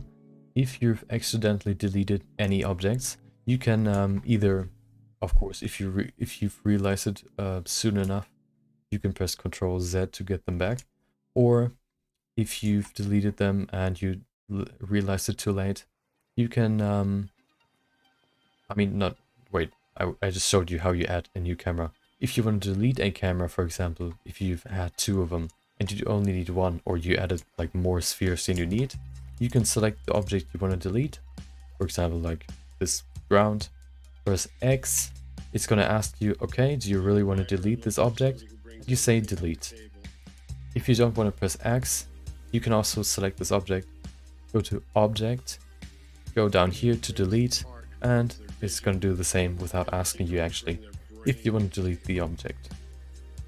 Now we're going to set the stage, which means we're going to select this camera, and we're going to actually pull up this window down here. I said we're not going to use the timeline, which is true, because we're going to change this window to something else. But before we do that, we're going to actually split this window, because we're going to have two different windows down here, which is really useful in Blender. You can like cut into here to make this window like two windows, to have different, like your interface completely personalized. Which means to get two windows down here out of this one single window, we go between this window and the bottom window. In this little line right there, you can see my cursor changed, and we press right click and select vertical split. What that does is it shows you this line, And you basically do the same that you do when you use the loop cut tool, which means you just go somewhere in here and say this is going to be the split region. You add the split right there, and it splits the window into two windows that you can change individually, which means we'll go up here to the left, and up here you can change what you can see in this window, basically the type of window you have down there, which means we'll switch it from timeline to the 3D viewport. And as you can see, we have basically the same thing we have up here, just down there, but we're not going to do it for another navigation. We're going to use it to see the view of the camera. So how you can do that, you go to view, go to cameras. It's up here in the what do you call it, the top edge of the window. Go to select, view, go to cameras and set, active camera. As you can see right there, the hotkey for that is the numpad 0. So if you're just somewhere in here and you press numpad 0, you can also just go into the camera view from there without going into the menu. So now if you like this frame already, of course you can keep it like that, but to maybe give it like make a little exercise out of it and just learn the tools some more, we can move this camera to frame this house in a better in a better view. So what you can do is just use the move rotate tool, the move and the rotate tool to rotate the camera and frame this image just a little bit better. You can either, of course, use these the indicators right there, the circles, but what you will notice, especially if the camera is set up like it is right now, you'll see that it gets like tilted to one side and the image is not going to be as straight as you might want it to have. So right now, if I put it down now, you can see it's pretty what do you call it, pretty straight horizontally. But if you go up here to the top right, this is the gizmo that you can use for rotation as well if you want. If you go up here right next to the gizmo, there's this little really small arrow. If you click up there, left click, you can get this transform window. If you have a different window open, you can see you can switch between different tabs. You want to get to item, and then you have the transform settings.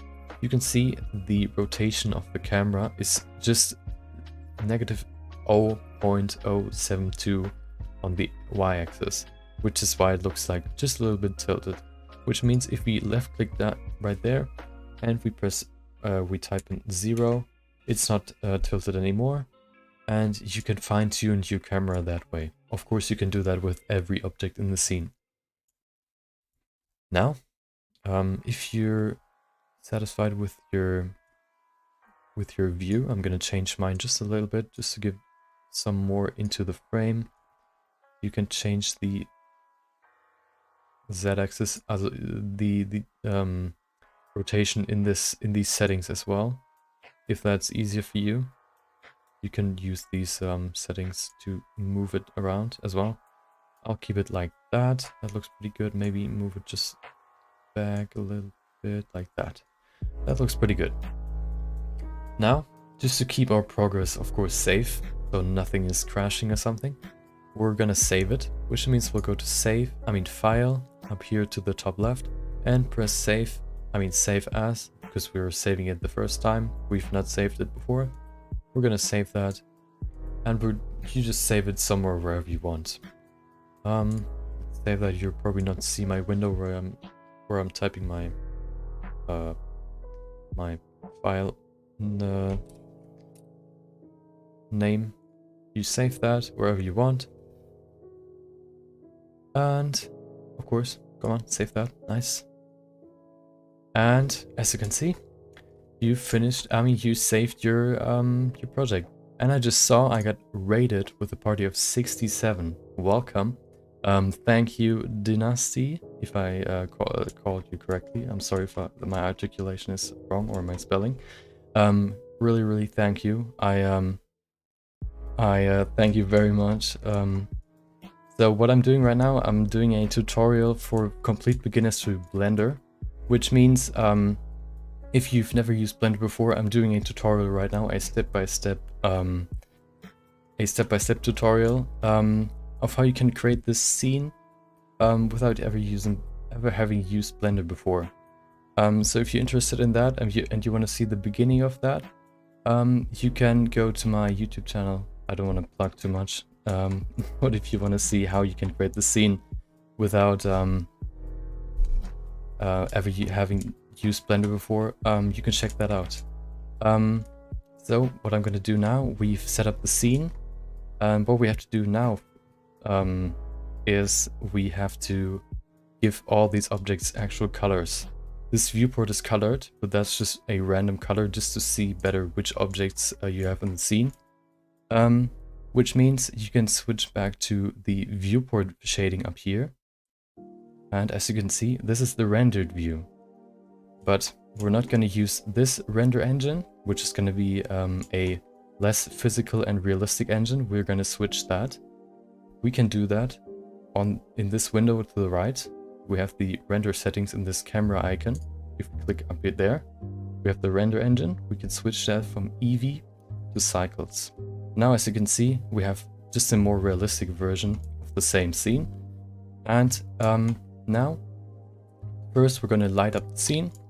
What we're going to do for that is we select this light. This is going to be the light source of our scene. It's already added from the beginning. We've just not touched it yet. Which means if we select that with left click, we can switch to the light settings in this little icon right there. Now we can see we have a point light right now in our scene, but we want to switch that to this sun light. And as you can see, it's way brighter already. We can put the strength down to something like 2. And now, if you want to change where the shadows fall, you can use the rotate tool, rotate it to somewhere where you want. You can just rotate on the Z-axis, the blue one. And you can see, if you, for example, want your shadows to be right there, you rotate it to that degree. And as you can see, it's lit up already. So what we have to do now is give them some colors, all these objects, which means we select every single object. So let's start with the ground first. That's going to be the easiest. And to actually give them colors, or materials rather, we have this little circle right there in the bottom right. This is going to be your materials tab, or material settings, where you can give every single object a new material, which means we can click this new option. Thank you, Errol Davis, for following. And now you can see we have different options to change the properties of the ground. What we can do now, the most important things right now for this project is going to be the base color, as you can see right there, and the roughness. The roughness basically is how reflective the object is, which means if we put that to 0, it's going to reflect all the light that's going to shine onto the ground. What we not want to have. So what we're going to do is we change the roughness to something like 0.8, because it's supposed to be grass, at least for me. You can change it, of course, to something else. And now put the base color to a nice greenish color. If you left click on this white bar, you can change the color. You get this new interface. And of course, you have this big circle in the middle where you can change your color. And then if you fine tune it, if you want to fine tune it, you can go to these 3 bars at the bottom, and you can change. The first one is going to be the hue, or the color. The second is going to be the saturation. And the last one is going to be the value, or the brightness. So I'll put that to something pretty saturated, like a greenish yellow, and put the value down just a little bit to make it darker. Maybe even a more greenish color, like that. And that's going to be the grass done. Now we're going to do the same for every other object, which means we'll just select every single object and you can press new, select this. Of course, you have this object still selected, and you can change the color right here for every single object. Let's make this door like a brownish color. Change the value down a little bit darker, like that.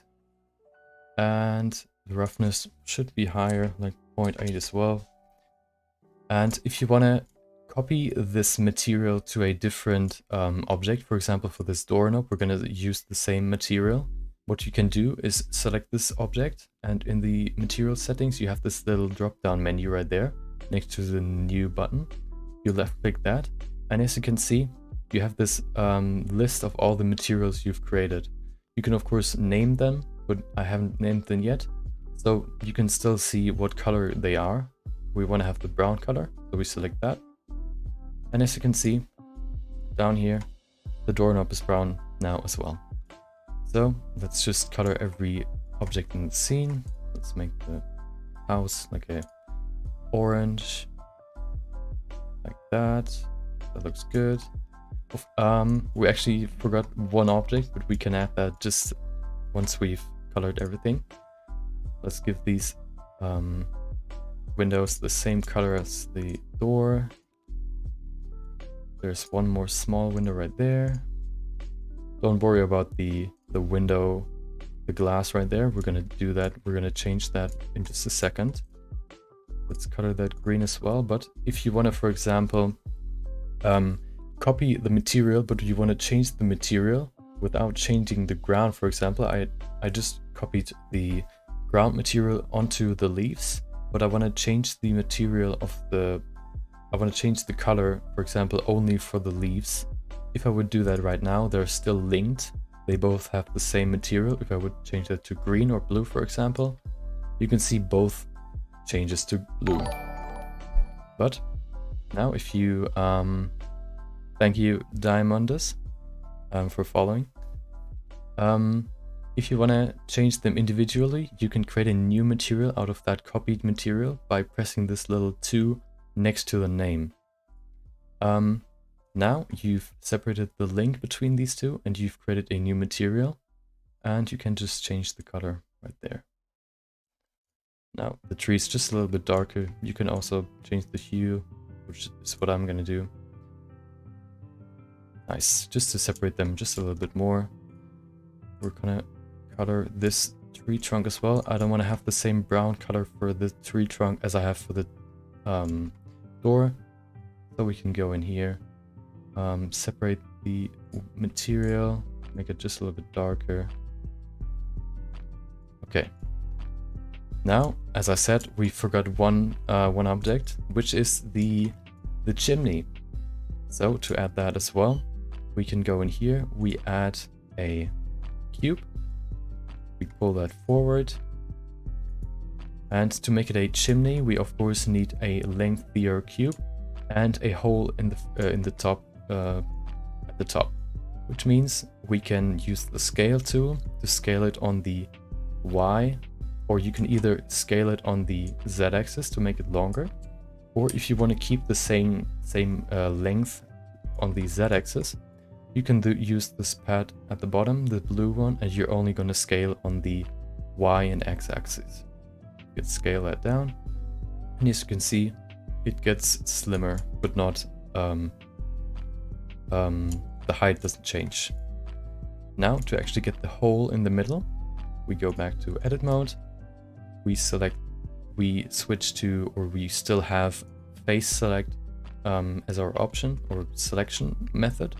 We select the top face, go to inset faces, or press I, pull that down, and as you can see, we inset that face. And now if you switch back to the extrude region tool or press E, we can pull that down and have a nice chimney. Now we switch back to object mode. We're pressing tab or switching it up here, and we're going to position that on the house. If yours too big, you can of course scale that down. Or if you're supposed to be like rotated, you can do that as well. I'm going to keep mine like that. Push that forward. I'm actually gonna scale that down just a little bit.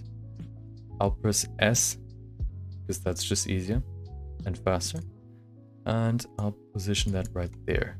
Maybe make it just a little bit shorter. Okay, that looks pretty good.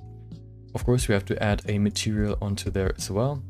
So what we're gonna do, we're gonna choose the material for the house, separate that material, and change the color to something more reddish, like that, like a nice clay color. Okay.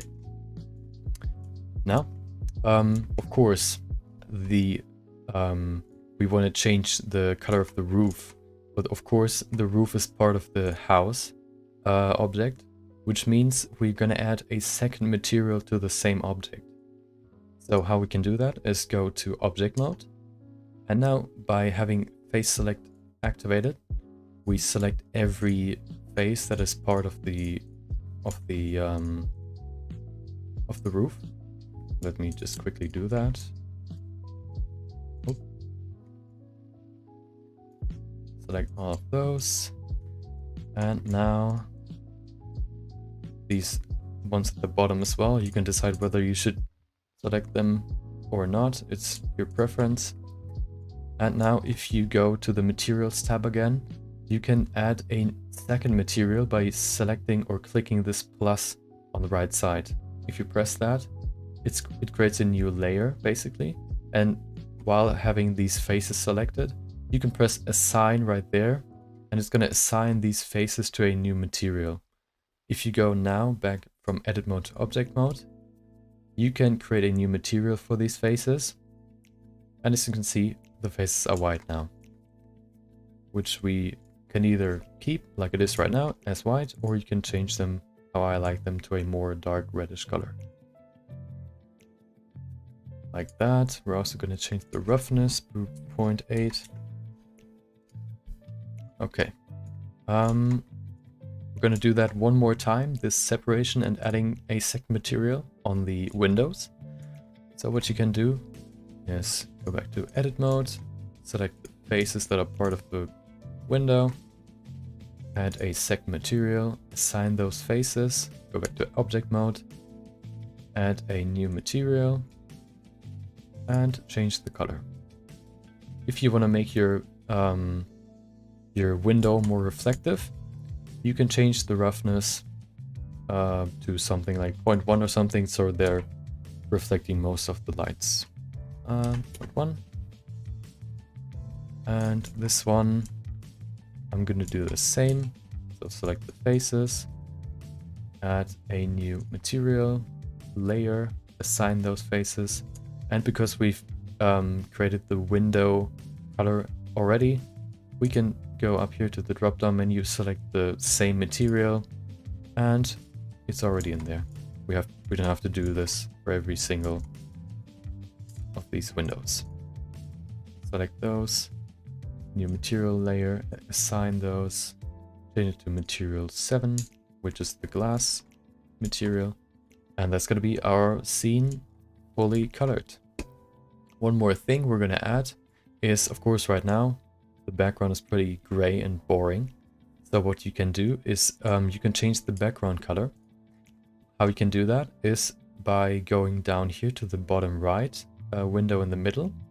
You can change the timeline to a different window, which is going to be your shader window.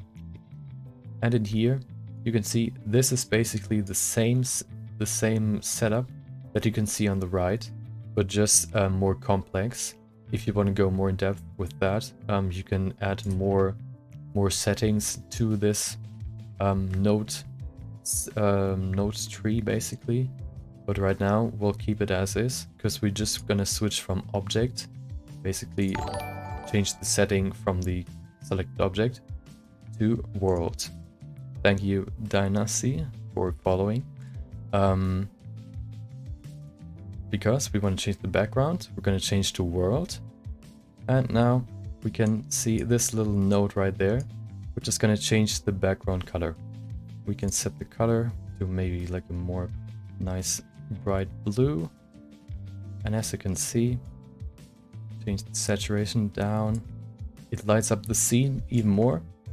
and it just gets a little bit brighter and also just a little bit blue because the background is affecting the scene as well. What you can do to counteract that and also make it just a little bit more inviting, you can select the sun lamp and change the color from a clinically white to a more yellow, which is gonna look more natural and also more interesting and welcoming. Nice yellow, and as you can see, that's gonna be almost everything done. Now, of course, to not lose any progress, we're gonna save again by going to File and Save, because you saved it before. You don't have to save it again by going to Save As. You can just press Save or Control S. And now we've saved it. And now, of course, to export it, to, I don't know, print it and hang it on your wall or put it as your wallpaper, we have to export it, which means you can keep the standard settings. You don't have to play around with them.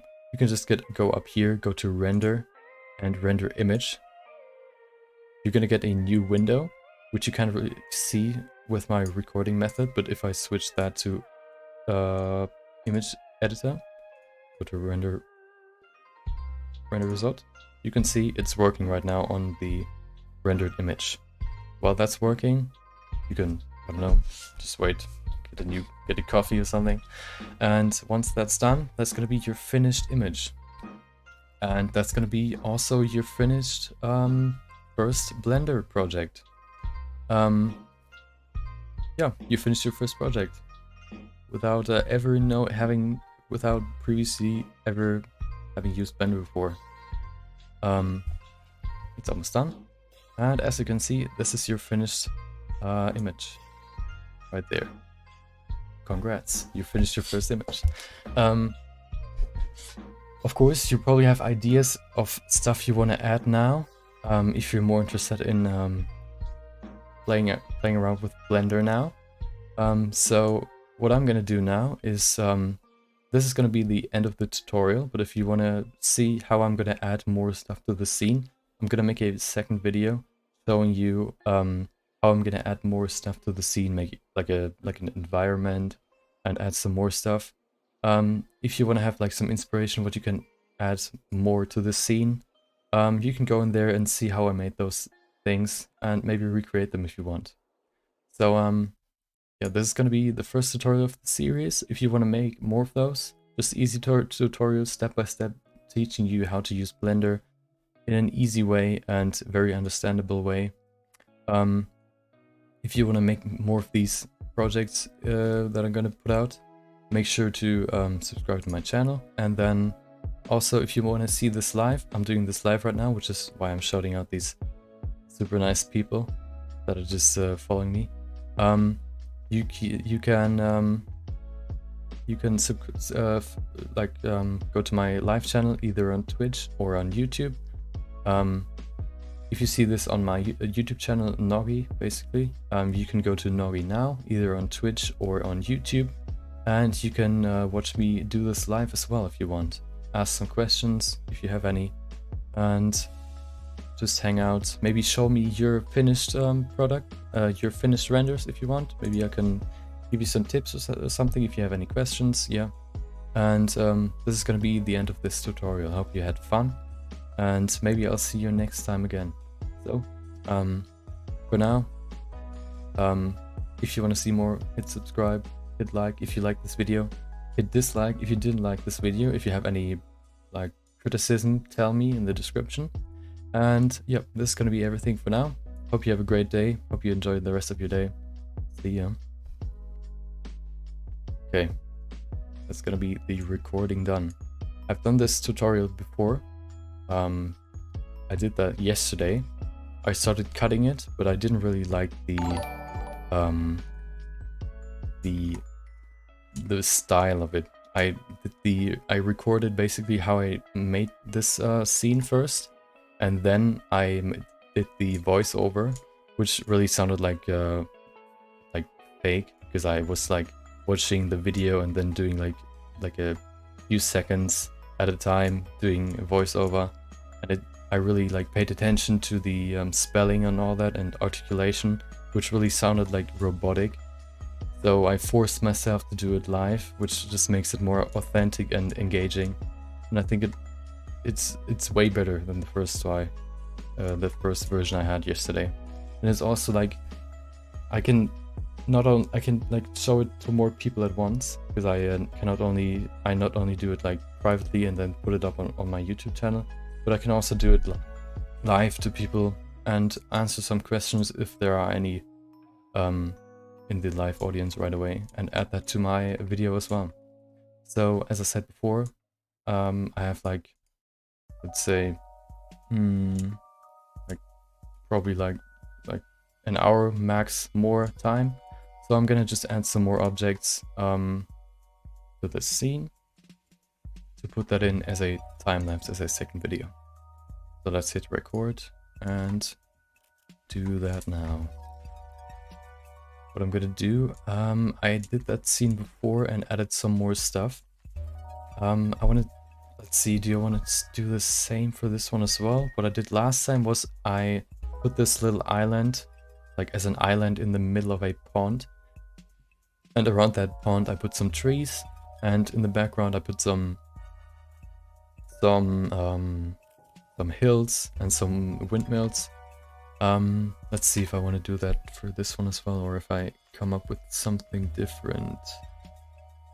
I think doing that would be the easiest thing, just replicating that. Because I want to keep this pretty simple so people can actually follow this the stuff I did, or the stuff I add now. So I'm gonna do the pond now. Just gonna add a plane. Pull that down. A little bit lower. Scale that up. Of course, if you have any questions to what I'm actually doing right here, or what I'm doing in general on my stream or on my YouTube channel, feel free to ask whatever you're interested in. If you do creative stuff on your, like, in your free time, I would be happy to see that. So maybe give you some feedback on it if you want.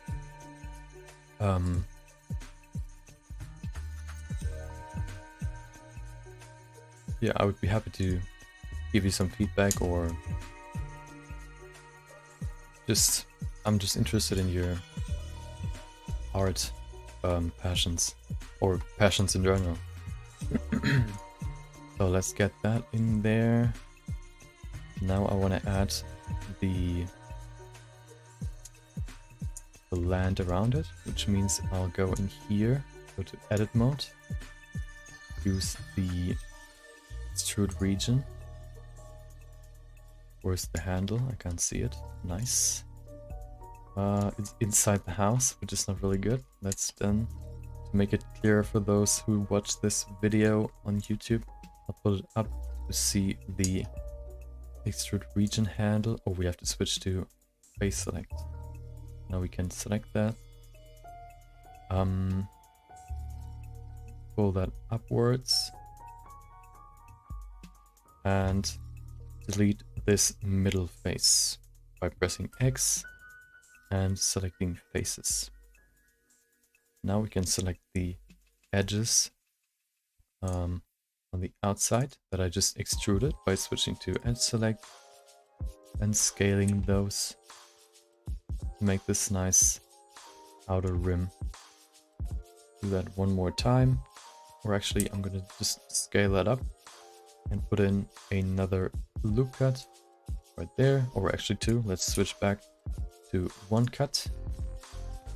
Nice. To move, pull that up to give it some more depth, and we're gonna push that underneath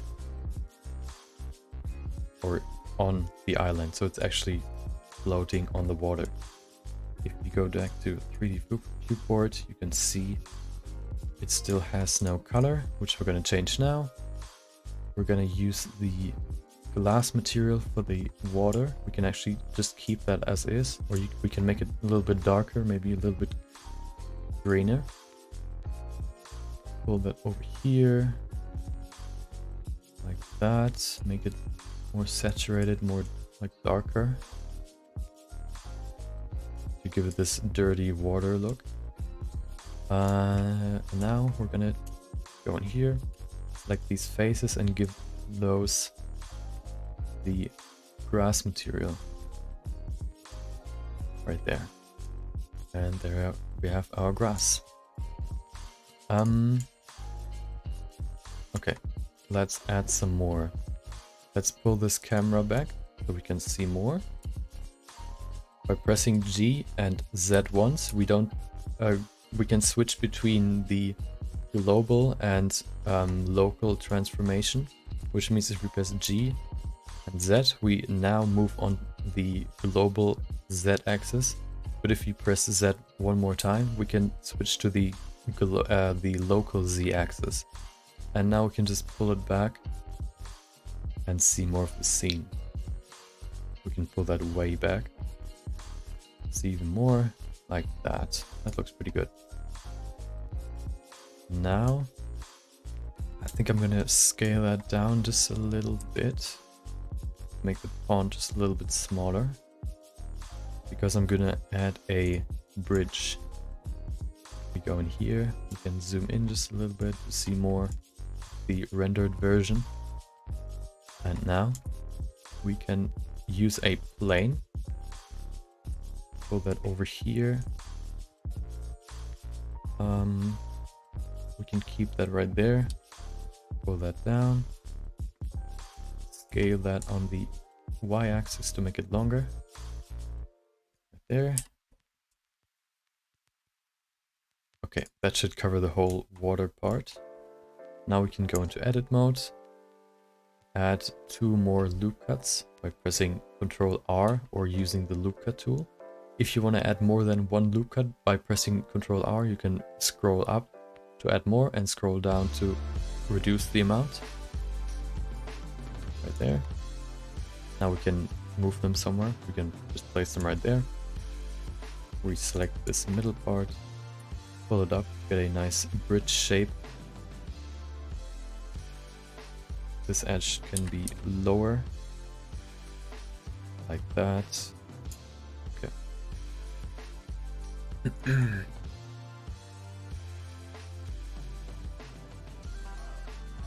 Gonna be interesting if people actually can follow the whole tutorial.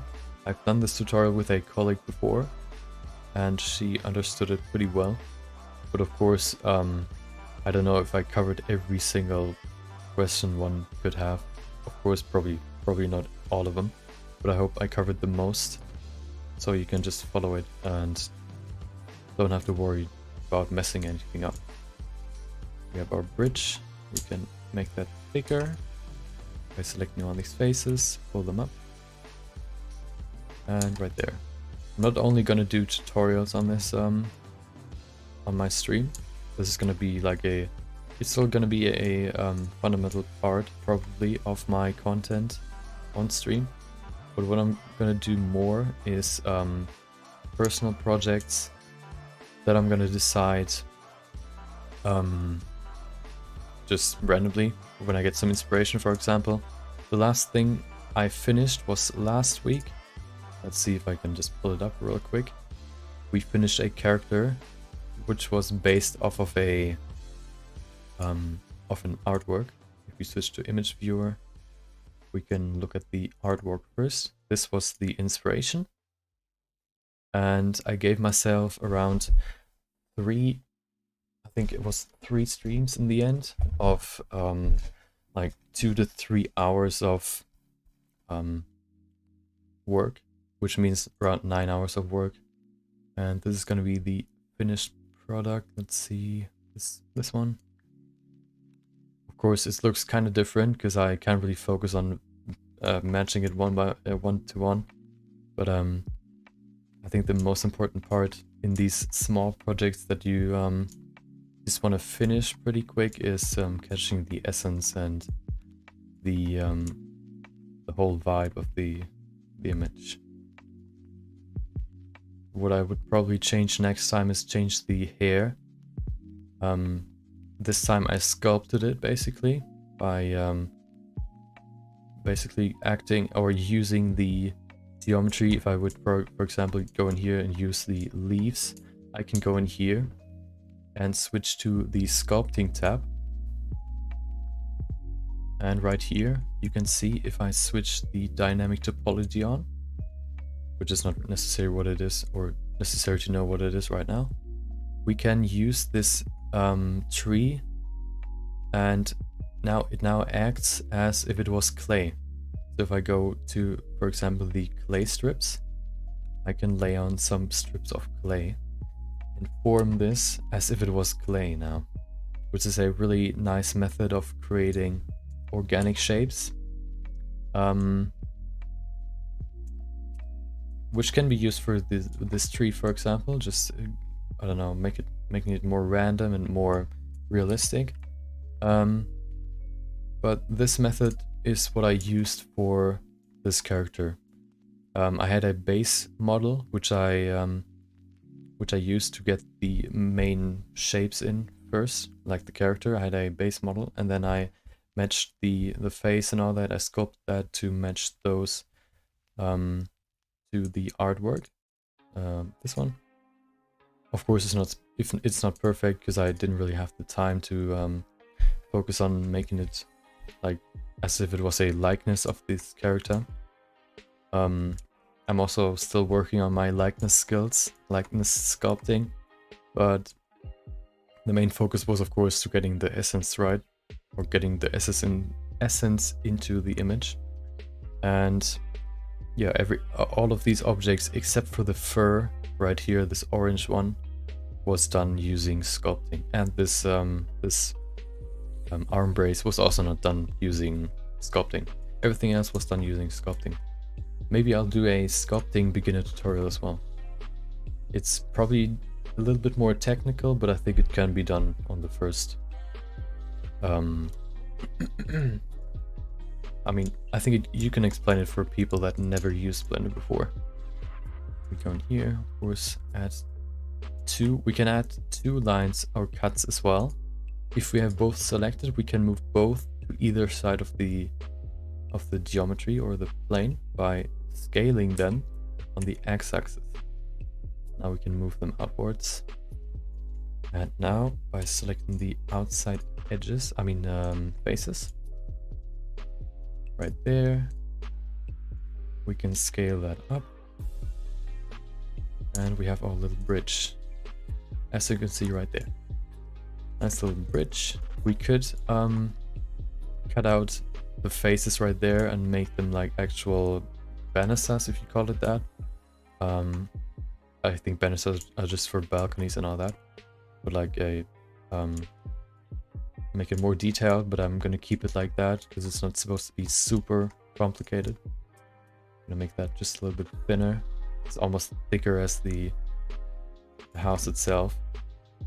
Let's see, pull that down. Nice. Okay, now I'm gonna add a little path that's gonna connect the bridge to the house, and I think I'm actually gonna make this house just a little bit bigger. Right now it's pretty small compared to the bridge. I could make the bridge smaller, but I would have to make it longer because I want to still have it go over the whole water. Put that over there. Maybe pull that to the side. Okay. Nice. Now we're gonna add a path. If you shift and right click on an object, you can position this cursor on this object. As you can see, it's on there. If you right click, shift right click on this, for example, it's at the surface of this object. What this cursor does is you can use it either as a transformation anchor by selecting 3D cursor up here, which means if you select this one now and you switch to rotating, for example, and you rotate it, it's going to rotate around this cursor, which means if we would use that for a tutorial, I think the next one, which is going to be a rocket ship, Um, for the next beginner tutorial, I'm gonna use this function of anchoring, maybe not. We'll see. Maybe it's not necessary. Okay. But what the cursor actually, what I use it actually for, why I place it there, is every object I add to the scene, it's gonna be spawned basically right on that cursor, which means if I add a new object, which I'm gonna use is a plane, you can see it's right on that cursor. If I move that cursor somewhere else, add a plane, it's gonna be right there. So you can just move that cursor around to add the objects closer to where you actually use them. Now you can go in here, use the plane, move it, maybe make it, scale that, make it thinner or slimmer. And of course it's in the ground right now. We're going to position that right there, closer to the bridge. Like that. It should still stay over the actual ground.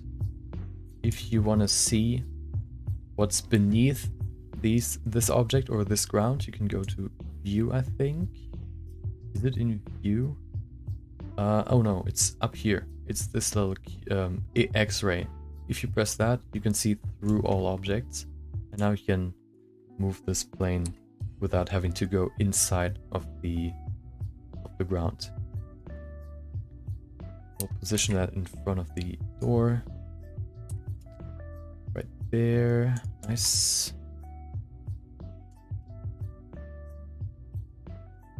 Okay. And what we want to do is make a little path on the ground.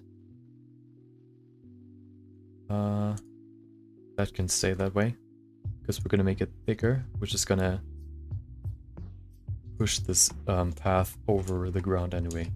Okay. Go back to no X-ray view, and now we select all these faces and extrude them up to make them thicker, and we have our little path. We can also just make them like, let's see, we select all these edges, we can make them like a little bit more random, make it more natural, and now we can give it a material, which is going to be like a grayish material for some gravel. Make the saturation lower, that, make it brighter. I don't want to make it look like actual pavement or something, but I think that should be good. We're going to do the same over here. Going to make that a little bit quicker, because that's just the same process as before on the island.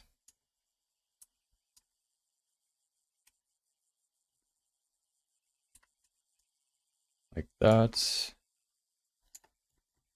Now we can grab this edge right there, pull it over there, give it some more loop cuts. Okay. We pull it over the ground. As you can see, this line that's moving while I push it up, it's the intersection between the ground and the plane. I want to see that every part of these, or every edge, is above the ground. Like that. Select all the faces by selecting all of them, or you can press A to select all of them. Extrude them up. And as you can see, there's our path. We can now make that more random.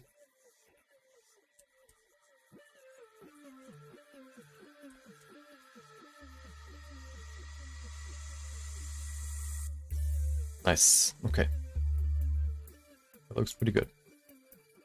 give that the same material as the previous path. Maybe even a little bit more brown. Make it dirtier, like that. That looks pretty good. Yep. Oh, that looks better. I mean, it looks like a carpet, but that's just style we're going for. If you want to make it like actually more detailed, that's going to be in a later tutorial for more advanced techniques. Now I'm going to add some trees, some more trees. I can just select those two, duplicate them, and move them all over the scene. There's a better technique to scatter them all over the ground, but that's more advanced, so I'm not going to use it. Like that.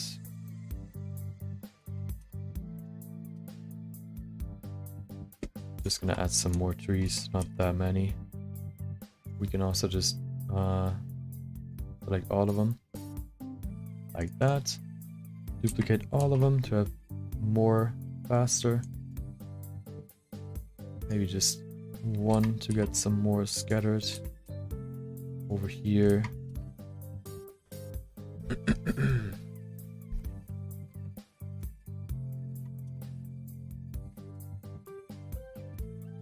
Just add some more, make it more interesting. Of course, it's almost, always the same tree, but it's not too bad. It's just it's the first project. You can, of course, if you do that yourself, change the shape of the tree, maybe even use the sculpting tools. But if we want to go for a simple, easy to execute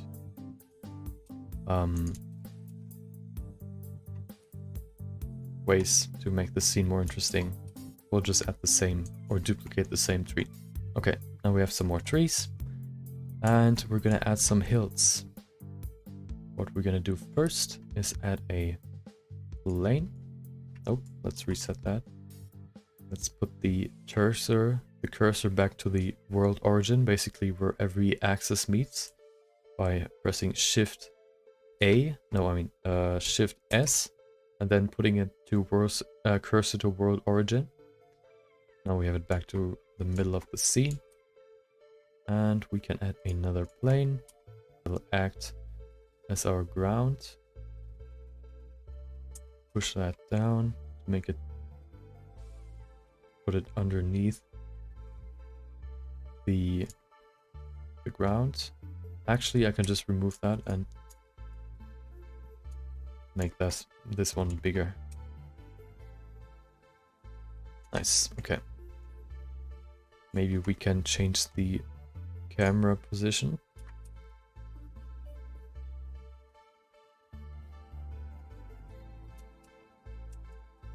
Oh, we need to switch from pivot point cursor to median point. Rotate the camera on the x-axis to see more of the background. Like that. That looks pretty good. And now let's add some hills. We're just going to use a plane again. Pull that over here. What we can do is first scale it up. Rotate it.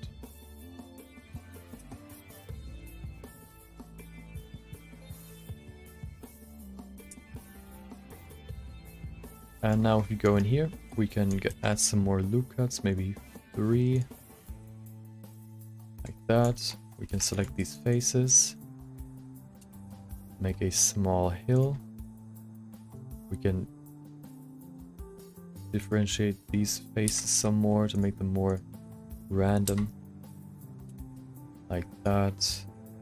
Add those as well. Levitate or push them up. As you can see, we have just a small hill.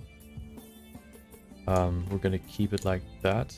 We're going to give it the same ground material. And we're going to add some more. To make the scene just a little bit more interesting in the background. Make this one more like crazier.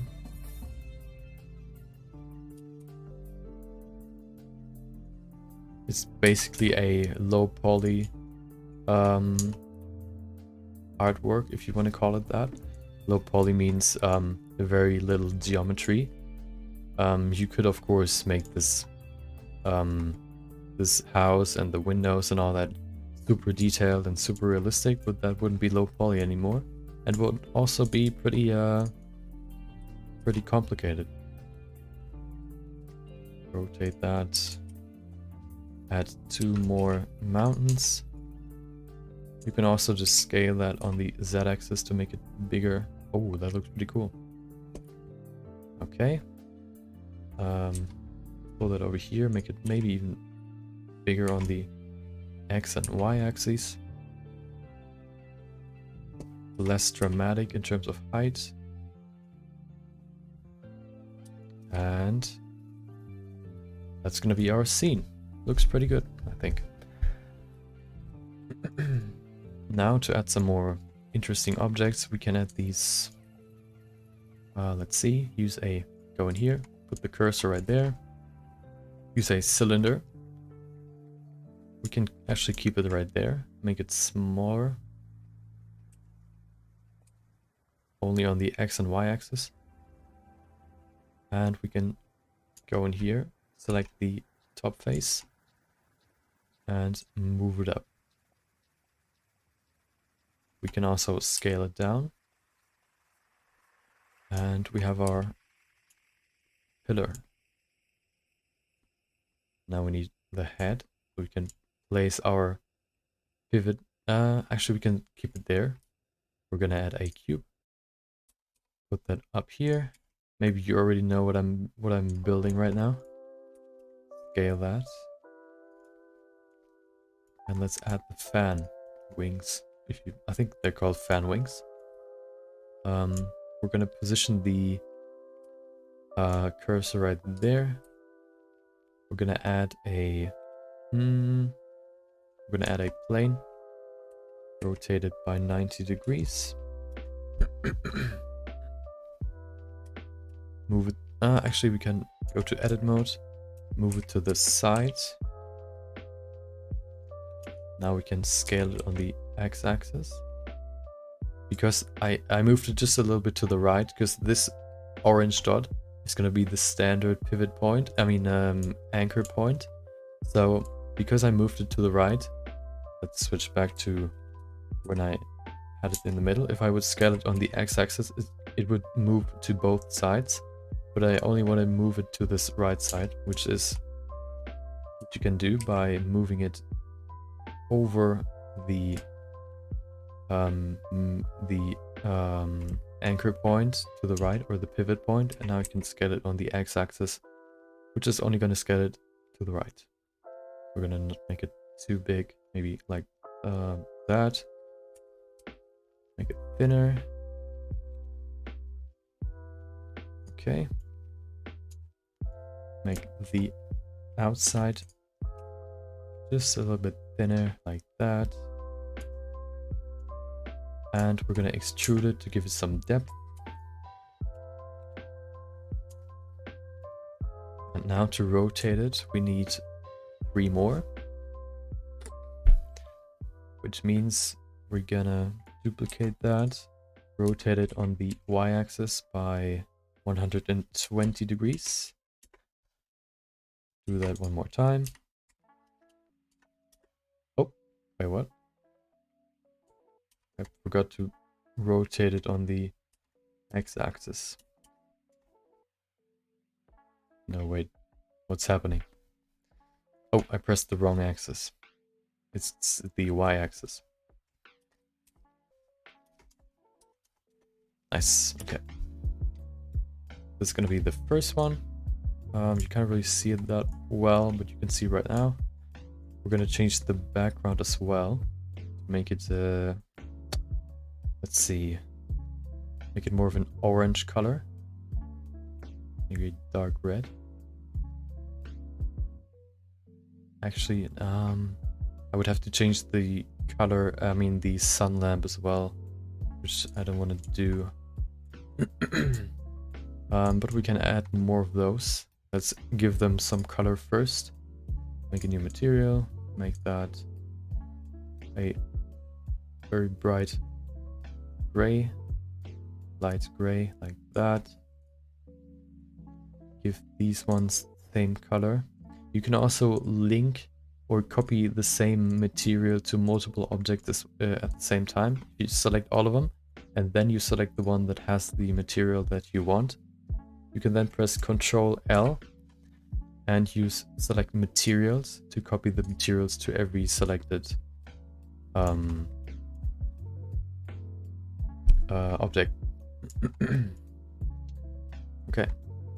Actually, I want to make this a nice blue. Dark blue. Like that. Nice. Okay. Let's change the roughness to something less rough. Maybe 0.3. Okay. Now we can duplicate that just a few more times to get a more interesting background. Over here. We could make them rotate to make a small animation. Maybe I'll do that, but that's probably gonna be just gonna confuse people who are actually gonna do this part of the tutorial. So I'm probably not gonna animate it. If you want to animate it, there's a nice command you can put in every single parameter you can see right there. What I mean is, if you for example go in here, select this one, and you can see by rotating it on the y-axis, you can rotate it as if it was rotating, as like actually rotating. What you can do is go in here and type in hashtag frame. What that's gonna do is, if you go to the timeline and you play it, you can see it's rotating really fast. So if you want to make that slower, you can type in frame divided by, for example, 60. And that's going to be pretty slow, like that. If you would do that for all the fans, you would have a nice rotating windmill. We don't need that, so we delete that. No, we can right click delete driver. Put that. Oh, actually, I want to just press Ctrl Z to put that back to its original place. Let's add one more. Maybe over here.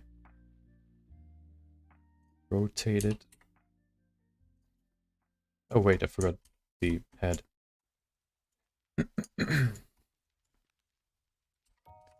Put that over here. Maybe scale it down. Little baby windmill. Nice. Okay. I mean, we can add some more trees in the background as well. We could actually make another tree shape. How about that? So we're gonna go in here, place our cursor, add a cylinder, push that up to see all of it, make it thinner, and we're gonna add a another cylinder.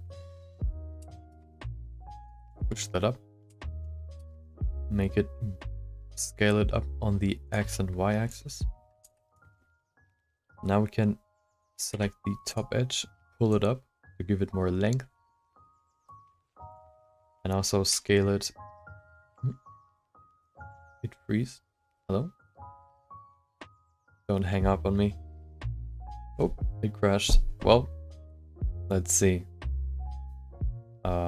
It should save at least part of the image, or the let's see, where is it? There it is.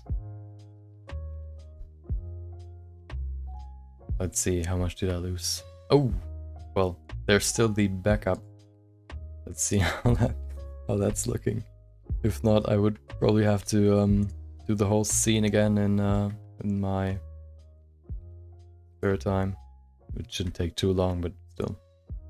Or I just use what I have recorded so far. Let's see. Let's put that somewhere right there. rename that. Let's see what's left of our scene. Oh, okay, everything is lost. Well, that's bad. Well, I'll just do that later then. Shouldn't take too long, so it's not that bad.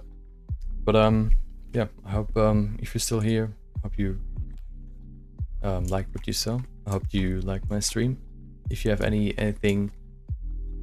criticism or something, shoot it at me. I like criticism because that just makes me improve.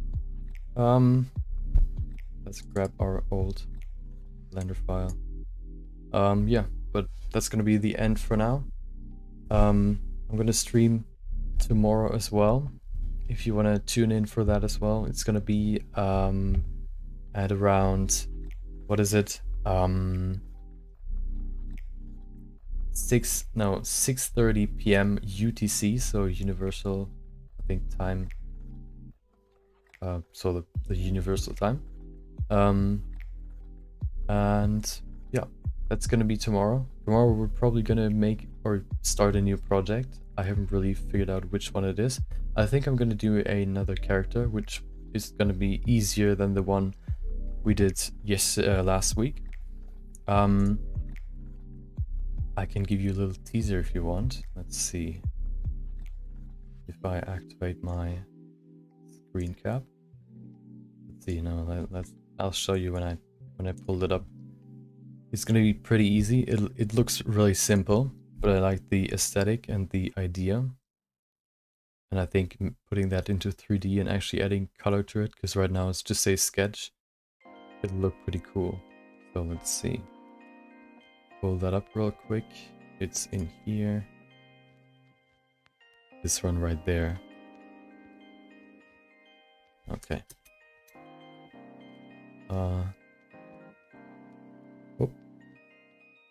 Let's see. Right there. Switch the scene. And there you go. That's sorry. That's the scene I mean. The image I meant. It's just a sketch, but it looked really interesting. And because it's just like a half of a face, I can focus more on the eyes, the eyebrows, and the hair, especially because I didn't like the hair of the first character I did. I have a new technique I want to try. This one just looks interesting, and it's gonna be a quick one. Maybe we can finish it in 1 or 2 sessions. And I think adding some color to it, adding some more 3D style to it, will make it look pretty cool. So that's gonna be tomorrow. If you enjoyed today, maybe you'll tune in tomorrow as well. Of course, I hope you have a good day. Hope you enjoy the rest of your day. I enjoyed my day. Thanks to Dynasty again. Really appreciate the host, the raid. Yeah, I'll see you next time, which is tomorrow, of course. And I hope you have a great rest of your day.